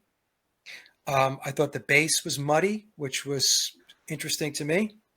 The slide guitar work was very basic. I remember watching an interview before it was released where Billy was saying that, they're going to reenact George's slide guitar playing. They wanted to use some of George's slide playing, but for some reason they couldn't. I guess they couldn't extract it or whatever. So, they had somebody, whoever it was, trying to emulate it. And it's very uninspired, as well as the drumming. That the drumming was, very basic. There was nothing inspired about. Why was it time to legacy by doing this then? What's first of all, when the Beatles put it out, you got all these people, oh, it's great, fantastic, we love it, regardless of what it is. So do you think it's just that'll do kind of thing? Surely they should be raising the bar or leaving this amazing legacy. I don't know. I mean, like I said, it's perplexing to me because you would think that there has to be better songs that were recorded but unreleased in the archives. There has to be. But yet they're pulling out. Why are they pulling out cassettes? I don't know. So that brings us to maybe it's because they want to get people to embrace artificial intelligence, AI. So here we have an example of, we have this track from 1977. The vocal is mixed in with, was recorded on a boombox with a piano. And so now, because of technology, because of AI, we're able to bring out John's voice. And not only did they bring out John's voice, but they improved it significantly. Yeah. Right. It went through all kinds of auto-tune to get it to make sure that it was right there. And it was the same thing with the video, right? We had a lot of CGI, looked like deep fake to me, going on in the video. It fakeness from start to finish. It was quite disturbing to see it, actually. It's just like, they're not real people. Yes. No, right. and I think, Billy, what they're doing is to keep people in the past. It's to keep them in a state of romanticism about the Beatles and really not moving forward, because, as you and I mentioned, the music video itself was very adolescent. It looked like a skit that the Monkees would have done. Yeah. And I think what they were doing was to bring people back into a childlike state. Oh, do you remember this? And when the Beatles came out, I have such fond memories. And then, of course, when you read the comments under either the song or the video, it's just unbelievable. You have people that are our age, just oozing all kinds of worship. I mean, it's so sugary and sappy. It's unbelievable. And there's a lot of people still massively worshipping the God of the Beatles. Yeah, it's crazy. And I'm sometimes driving a van or whatever, and the CD player's not working, so I have to listen to the radio. I take my own CDs. Sometimes my CDs are stuck in the past, but that'll be my choice. But I do listen to new music as well. But on the radio these days, and for years, I'm so sick of hearing exactly the same songs day after day. It's usually 80s or whatever. It's just these songs, Teardrops, Womack and Womack, or Girls Just Want to Have Fun, or, just endlessly repeating these things. And there is so much brilliant music out there that they could be talking about and promoting. And I'm sure these artists would give their music for free to be on the radio, Yeah. And it is just like keeping that humanity stuck. It's keeping stuck. Locked there. Keeping them stuck in an era and keeping them there so that they don't break out. It's really, when you think about it, it's almost like encasing their head in a room, in a block of cement. And of course, we know that, the music industry and the entertainment industry is completely controlled. And that means the airwaves too. What gets played on the radio is completely controlled.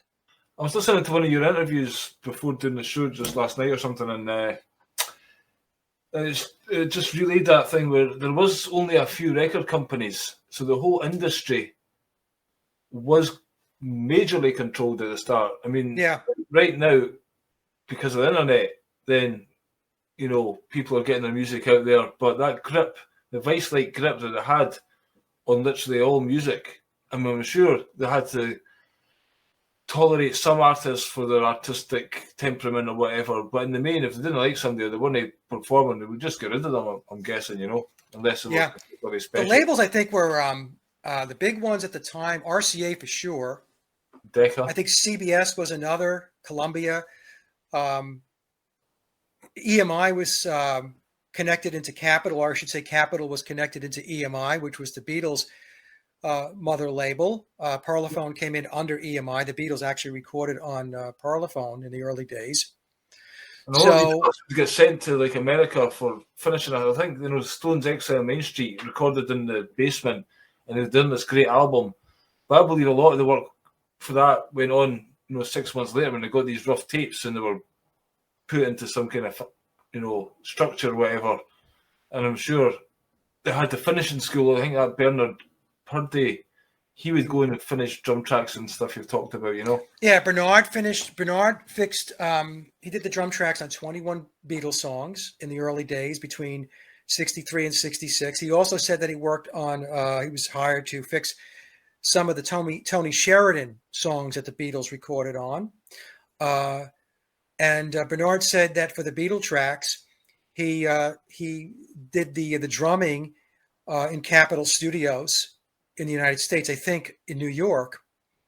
So, the tapes were sent over. Yeah. And that's what a lot of folks really, they don't connect the dots. They They think that each one of these record labels is, is separate. And, some of them are, as far as from a corporate perspective, functionally how they operate. But you have subsidiaries and you have mother companies, and they're interconnected. So Capitol, as an example, as I mentioned, came in under the EMI complex. So I mean, the whole punk thing was the first time that people really started doing it for themselves, and then in the 80s there was lots of good indie labels like Creation and stuff like that, and great albums came out of that. But then eventually, because of the business world, they get taken over, like even YouTube, that was somewhat free to begin with, but now corporations move in and everything gets shut down and controlled again. So, well, punk was another genre that was created by Tavistock, because when you take a look at the word punk, if you look it up in a dictionary, it really talks about being a degenerate, a societal outcast. And so they created this genre. And then, like you said, Billy, then they have these quote independent labels that come up. And then what happens is these independent labels then get to a point where they are bought up by the larger companies. And this is by design. This happens all the time, by the way, in the corporate world. Right? Smaller companies are bought up because these smaller companies, what they're really doing is they're doing the grunt work. They're the ones that are doing the heavy lifting in the beginning. And so once it gets to a point where it's established, then the bigger companies just suck it up. So initially, I guess we could say that maybe these indie labels were organic, but the thing is, they're trying to be organic within a very controlled system. Yeah, that's the problem. You had Mike Stock on. That was a good interview where he basically says they got too big and were shut down. Yeah, Mike Stock essentially created a new genre of music. That's what he did, and that's a situation that is, really, it was out of the ordinary, because that typically did not happen. And as Mike explained, as he started to get traction, they put the kibosh on him, and they tried to tie him up with litigation. In the interview, Mike said, he spent a lot of money, trying to get what was owed to him, and battling with these, with the establishment music business, the industry. They wouldn't play his songs, right? Yep. So Mike, Mike learned. You got to number 41. Every track 41 or 42, you couldn't get in the top 40. That's right. Mike said that, right? He said if you didn't make the top 40, all bets were off. That's where you had to be. So they made sure that they kept him below that mark. You've changed the way that they counted up the votes or the record sales and stuff like that. Yes. Yeah. So I have to have Mike back on the show again to talk about this stuff, because that was a really good interview. He's one of the good guys, let me tell you. Even on Twitter, he's out there, and he's not just doing music, but he's trying to wake people up. So I tip my hat to Mr. Stock. Yeah, I just noticed here a couple of things. I thought we'd get into this a wee bit. You mentioned Should the Abbey Road still on the album, and that had the Volkswagen 28 If. Yeah. And then on this one here, it's got the Love Heart. And the reason I mention these things is because you had a guest recently that was talking about Billy's family and this whole thing to do with the Hamilton, or, where there's a kind of new lead as to maybe where you think Billy's parents were. The Douglas Hamilton and the Percy. And going back to like the story with the father, and then the son, James, being the one that had Robert the Bruce's heart tied around him, and then that went into the, what do you call it, the coat of arms. It was like stars in the heart, and the song "Heart of the Country" comes down to Billy basically, and so the heart still shows up. And also, I thought as well as this one, when you look at the Apple album, there's an apple in the middle of the sleeve and the disc, the Apple logo. It's an apple cut in half. Yeah, it kind of looks a bit like a heart as well. The top of it, Yeah, you know what it actually looks like? Hold on one second. I'll tell you what it looks like. You know, a lot of people have probably not noticed this. Let me see if I can. Well, this is probably not the best example, but this is a stereo version, original version of Abbey Road. But take a look at it. It's actually a female part. If you take a look at the sliced apple. Right. Okay, if you anybody who has Apple, it's going to be hard to see on this one. This is not the best example.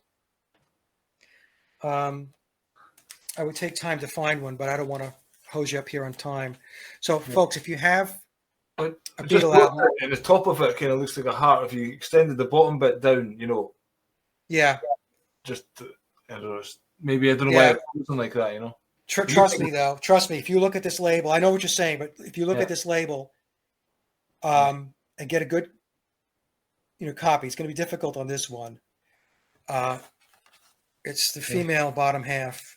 Right, interesting. Okay, all right. So there's no question in my mind. It's very obvious. Once you see it, you cannot unsee it. It's like these lots of church doors. Is actually, the Mother Mary's, like the clitoris has got, like you go through a church, it's like entering into the womb. Yes. The vaginal kind of entrance. Right. So yep. It's incredible what you see when you know to look for these things. It's like you walked around the West Coast to Edinburgh and you take the city for granted, and then you hear about Tartaria or stuff like that, and you go, "Hold on a minute, what's actually going on here?" Hey, the other thing when you talked about Stacy's work on his family lineage, what she believes is his ancestry. His father's side of the family would be the Douglas Hamilton. So his father, she believes, is Douglas Hamilton. So first of all, Douglas Hamilton was the first guy first landowner or something to support William Wallace. Yeah. Yes. And then he had a son, was the Arthur, I think, was it? Or James. Then he was the first lieutenant to Robert the Bruce. Right. That's right. Right. And so in that lineage coming down from there. Yes. And his mother is the Percy line, which is a very powerful maternal bloodline. And the Percys do have some Campbell blood. Right. And in memoirs, Billy mentions that he does have Campbell relatives. All right. So now the other thing too, it would be Lord Douglas Hamilton. They were lords. Yeah. So now when we go, like getting into lots of debt or something like that. Somebody offered them a title, and it was like getting £1 million in debt. But they took the title. Yeah. It was along the timeline there. Right. Property was passed to one of his ancestors, and it was $1 million in debt. And back in that day, that was an astronomical amount of money, right? But somehow, they were able to dig their way out of that hole. But when we think in terms of Stacy's work and saying that he comes from a family of lords, the line in A Day in the Life makes a lot of sense now. Nobody was really sure if he was from the House of Lords. Okay, that's a good one, yeah. Okay, so her research, in my mind, and I'll put the link down below, folks, and I'll give it to Billy. Very compelling research. I know other people were looking into his bloodline, his ancestry. After I uploaded that presentation with Stacy, things kind of quieted down. And I don't know whether that's from others. I don't know whether that's because, once they watched hers, they thought, well, I don't think mine is going to stack up. I don't know. I got my Facebook account hacked, so I got a new Facebook profile. But my old one, there's a guy sending me messages, and he was sending me a lot of stuff to do with William Wallace and Paul McCartney and family tree lineages and all these pictures. And like, I asked him, look, you want to come on the show and describe all the stuff you're sending me, because I don't know exactly what you're trying to say. And he didn't do it. No. I know somebody like that too. Okay, so there was a person that was doing the same thing with me, and I made multiple offers for them to come on the show to present their findings. Yeah. And no, everything was coming in piecemeal. Right.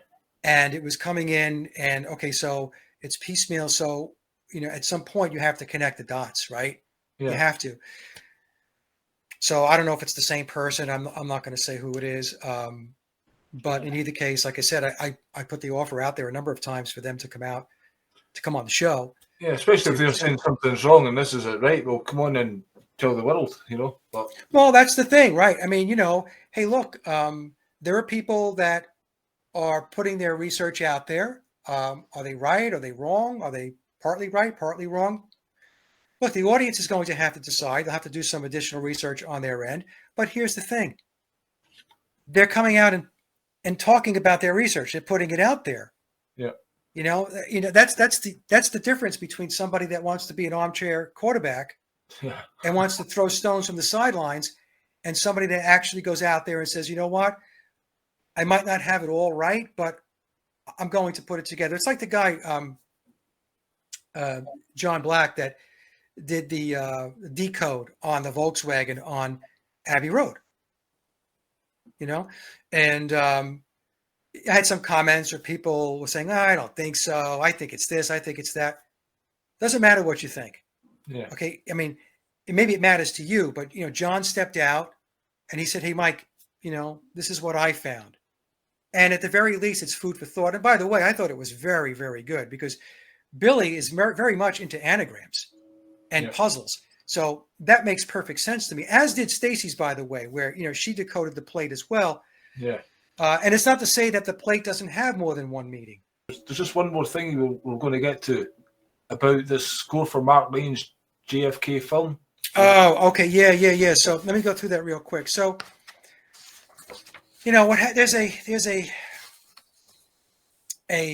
hypothesis. I'll call it a hypothesis. It's not a theory that Paul McCartney, biological Paul McCartney, was taken out because he was going to do the soundtrack to a Mark Lane movie.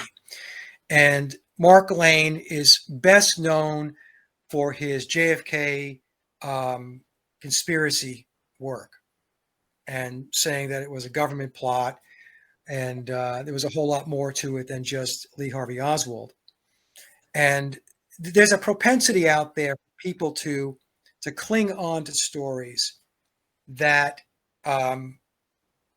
make them, I guess, more comfortable or feel better as far as the how virtuous Paul McCartney was, at least in their mind, at least what they want to believe. And I'm not saying that Paul McCartney didn't have virtue. What I'm saying is nobody knows the man personally, right? You didn't grow up with him. You didn't go to lunch with him. You didn't go to school with him. You didn't hang out with him. You didn't drink beer with him. So what people have in their heads are fabricated stories and scenarios that they have created over time based upon what they want to believe. And so there's a lot of people that don't want to believe that Paul McCartney was in a mind control program that I have suggested is very possible based upon the birdcage imagery, which is on the internet. It's easy to find. Birdcage imagery is or symbolism is Illuminati symbolism for mind control. Okay, so people don't want to hear that. They don't want to hear that his death could have been a ritual sacrifice. It has to be something along the lines where he was doing something really good and then he got taken out before he can do his good deed, right? So in any case, so I want to talk a little bit about Mark Lane because people, they don't look into people is what I want to say. So Mark Lane is a controversial character. Let's just say that there's the birdcage imagery, right? So birdcage imagery is Illuminati symbolism for mind control. So let me just take you through this, Billy, real quick. So Mark Lane, his real last name is Levin. So he's Jewish. He was a Jewish lawyer. He was born in 1927 and he died May 10th of 2016. In 1951, Lane established a practice with Seymour Ostrow in East Harlem, that's in New York. Although Lane acquired a reputation as a, quote, defender of the poor and oppressed, Ostrow later asserted that Lane was, quote, motivated more by his ambition and quest for publicity than any dedication to a cause or concern for the interests of his clients. The partnership, meaning their law firm, dissolved in the late 1950s. So what we need to know about Mark Lane is the main protagonist involving the JFK conspiracy. So he was really front and center about the conspiracy, that it wasn't Lee Harvey Oswald that acted alone, that there was an entire, cabal of conspiracists that were involved in the murder or the assassination of John F. Kennedy. Okay. So it was also at this timeline, we have to understand that the CIA coined the phrase conspiracy theorist. So the phrase conspiracy theorist goes back to the JFK assassination. Yep. Who was front and center with the conspiracy theory about the JFK assassination? It was Mark Lane. He was also connected into, and I'm sure a lot of people don't know this, he was connected into Jim Jones. Oh my God. Okay. So in 1978, Lane began to represent the People's Temple. So this is Jim Jones. And the temple leader, Jim Jones, hired Lane and Donald Freed to help make the case of what is alleged to be a grand conspiracy by intelligence agencies against the People's Temple. Here's the kicker. Lane was present in Jonestown during the evening of November 18th, 1978, and witnessed or heard part of the events, claiming at least 408 lives. So here we have Mark Lane being the front man at the front of the parade for the JFK assassination, the conspiracy, right? And I'm not saying that he was wrong, but he's controlled opposition, right? I'm going to get to this. There are other researchers that have looked into him and said that, he was in military intelligence, he was with the CIA, and he was therefore controlled opposition. Lane also represented James Earl Ray, the person that is claimed to have assassinated Martin Luther King. Really? All right, so he's got JFK, Jonestown, and James Earl Ray, right? And he represented James Earl Ray, King's alleged assassin, before the House Select Committee on Assassinations during an inquiry in 1978. Okay, so we have this guy. He's got himself attached to very high-profile events, 2 assassinations, JFK, Martin Luther King, and then he's connected into Jim Jones. So he did 2 movies. He did Rush to Judgment and Executive Action. And he also wrote, I took a look on the internet, apparently 27 books. So he was very prolific. Yeah. 2 movies, 27 books, and so on. Okay, now, I interviewed a guy going back a number of years ago, Rich Monroe, and he wrote a book about conspiracies. And during that interview, and I'll drop the link down below, and I'll give it to, send it off to Billy as well, so he could put it in the description box. He worked for Mark Lane, Right. and he concluded that he was controlled opposition. And I asked Rich during that interview if Lane ever discussed his movie and Paul McCartney doing the soundtrack. And Rich said no. He never heard any discussion about Mark Lane talking about Paul McCartney doing the soundtrack for his movie. Okay, so go. Let me just read to you. So somebody wrote me and was asking about this, because there's a trope out there about this whole Mark Lane thing, and this is how Paul McCartney got himself in hot water. When we talk Paul McCartney, what era is this? This is 1966. Is I'll get to this. So in 1966 is when Mark Lane allegedly had this conversation with Paul McCartney about doing the soundtrack for his movie, and that's what I'm going to talk about now. Because I know Paul McCartney was asking, or he was saying something about JFK, that he didn't act alone or something like that. Is that right? That's the story, right? That's the story. The thing is, I have no knowledge of Paul McCartney in an interview discussing it. That's true. It's just kind of hearsay. Right? Yeah. And also, we have never heard Billy, as Paul McCartney, ever talk about this alleged soundtrack. working to this collaboration or soundtrack with Mark Lane, which I find very interesting because the JFK assassination is not something that's just, it's not a minor thing. Yeah. So I've never heard Paul McCartney talk about it when he was alive, biological Paul McCartney. If somebody has an interview where he does discuss it, please send it along. And I've never heard Billy ever talk about it, ever. Okay, so somebody wrote me, and this is what I wrote. So this is my take on it, because people have asked me, what do you think about this? I said, I seriously doubt the Mark Lane McCartney theory contains any truth. Lane, according to researchers like Christopher Boland, was controlled opposition. He worked for military intelligence and was a CIA operative, according to these other researchers. Many people don't know he was intertwined in the Jim Jones Jamestown massacre, which was a CIA cult endeavor. The story about JPM, or Paul McCartney's involvement in Lane's movie, comes from Lane.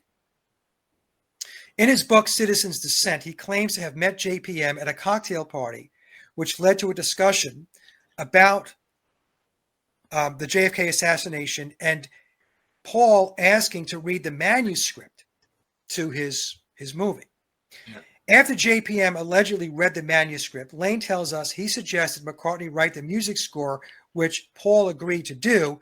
But later on, Lane decided the film was better off with a, quote, stark and didactic vibe without music.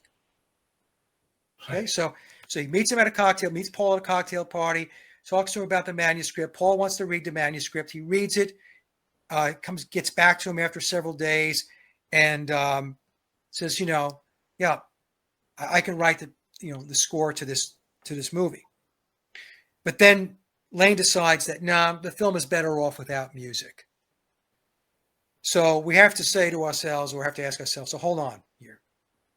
So he's got supposedly the biggest name in entertainment at the time, in 1966, to back his endeavor and to write the musical score, to put the soundtrack together. And then he decides, I'm not going to do that.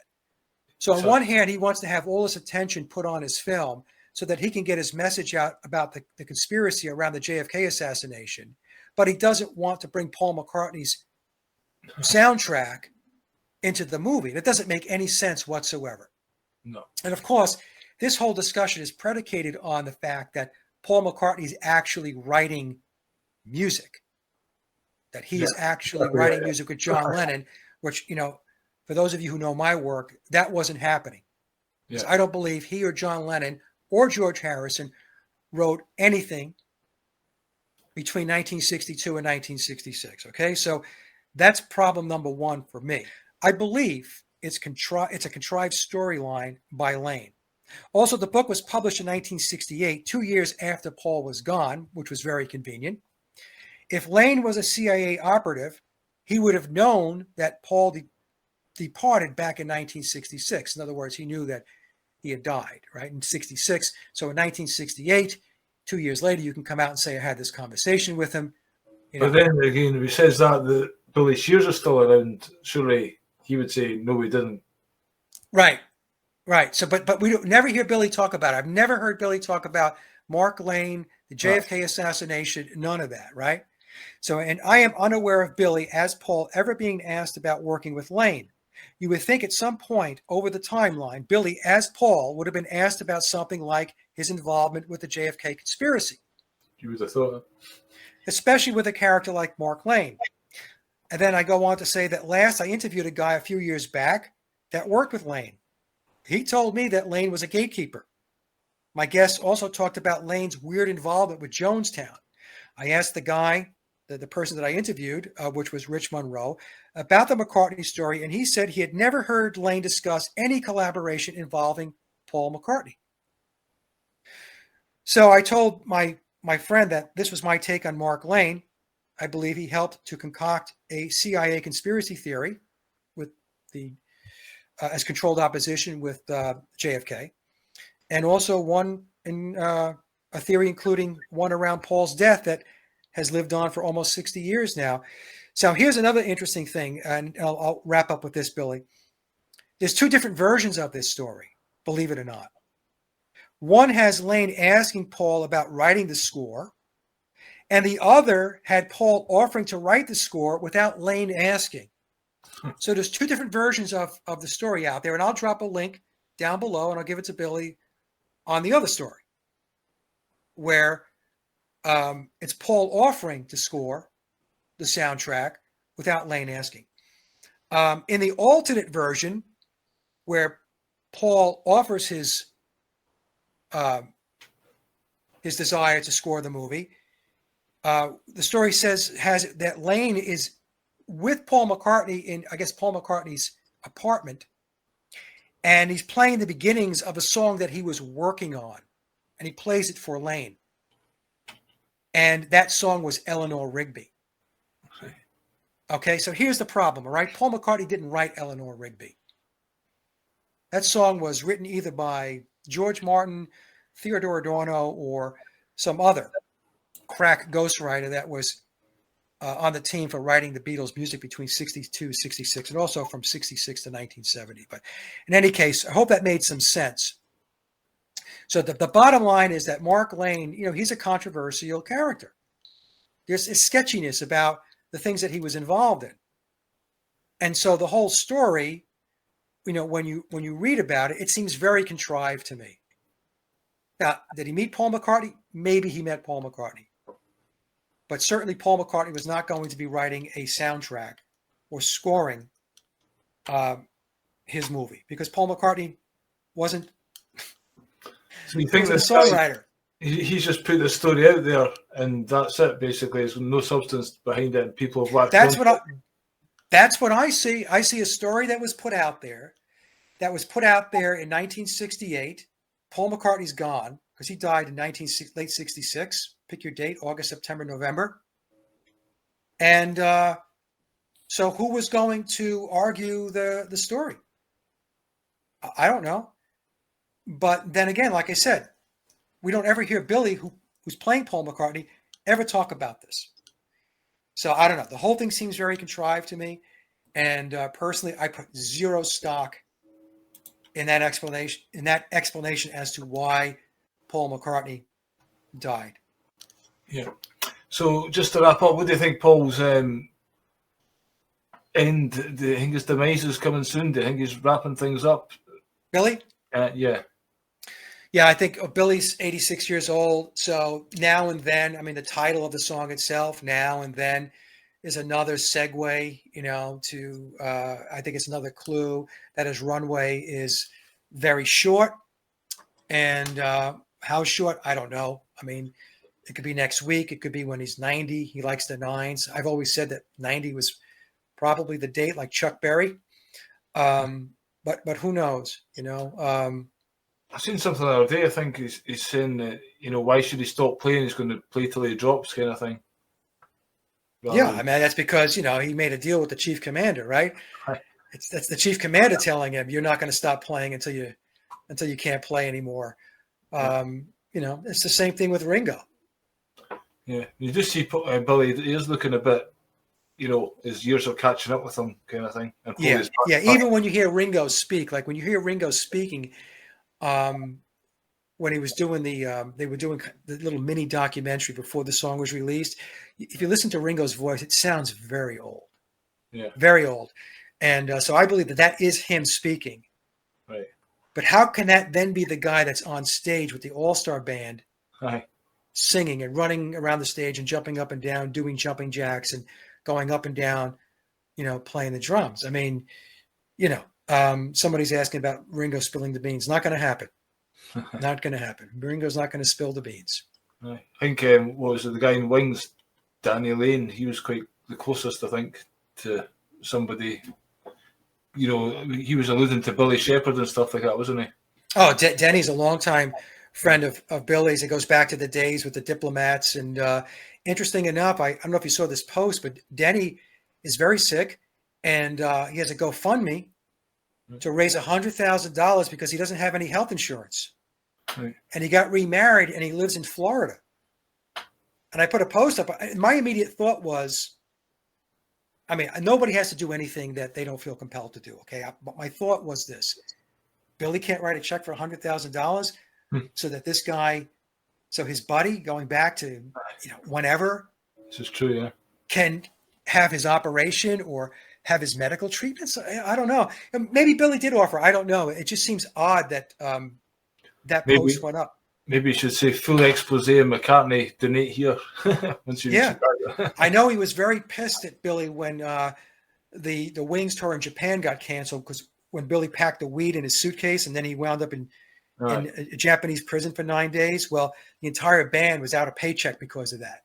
Yeah. Because of Billy's, selfishness. And in the book and memoirs, he tells us that, Denny was very, very angry with him for that. Yep, but I guess at that time he thought he could do anything. He was untouchable. Yeah, that's what he said in the book. He said that, he felt like hey, I'm Paul McCartney, I could do whatever I want. And he winds up in jail for 9 days, right? There's the number 9 again. In 1980. So, 1980 reduces to 9 as well.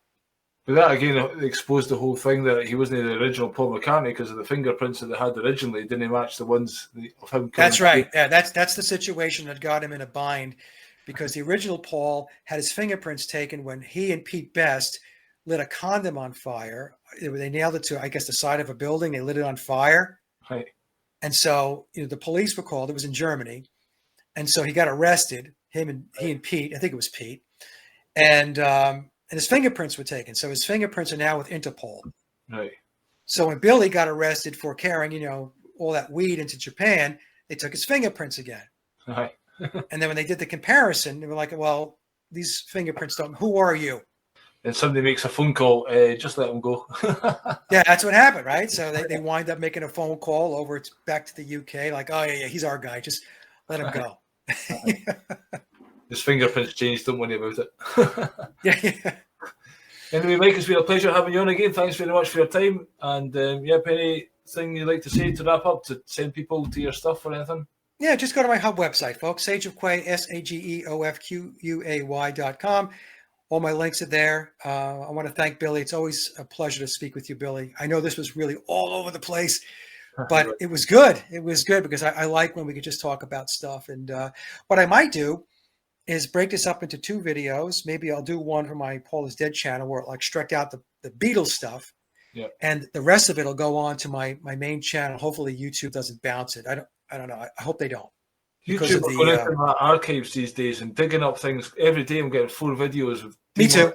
And then they've said to me, oh, we've got put somebody on your case and now we've demonetized your channel. I wasn't monetizing anything anyway, but they're going in the archives, digging stuff up and saying, now we're demonetizing you. You're just punishing anyone that wants to speak any kind of truth. I had 2 videos that were 8 or 9 years old. Right. And they sent me an email. This violates our community guidelines. I think it's myself. It took you 9 years to find that. And so what I do is I repost them up on Rumble and BitChute, and it gives those interviews, those shows, another life. Yeah. In fact, one of them got like something like 1,000 views because I did it back in 2014 to 2015, and I put it up on Rumble, and it's standing at 25,000 views right now. Right. So I had 25 times the views. Yeah. That's YouTube is stupid. If they would just leave things alone, especially really old stuff, because nobody's watching it anymore. Exactly, yeah. You and I have forgotten that we did the shows. Nobody cares. Nobody's watching it. They're just nobody cares. Robots, obviously, finding little word. You said virus at 8 minutes, 37 seconds. Right. So, in any case, so look, thank you again, Billy, for having me on the show, and it's always a pleasure. That's cool, man. You're welcome back anytime. Everyone else, thanks very much for watching, and I'm with Craig Campbell on the 14th at 7 o'clock, so tune in then. In the meantime, cheers and out. Bye-bye.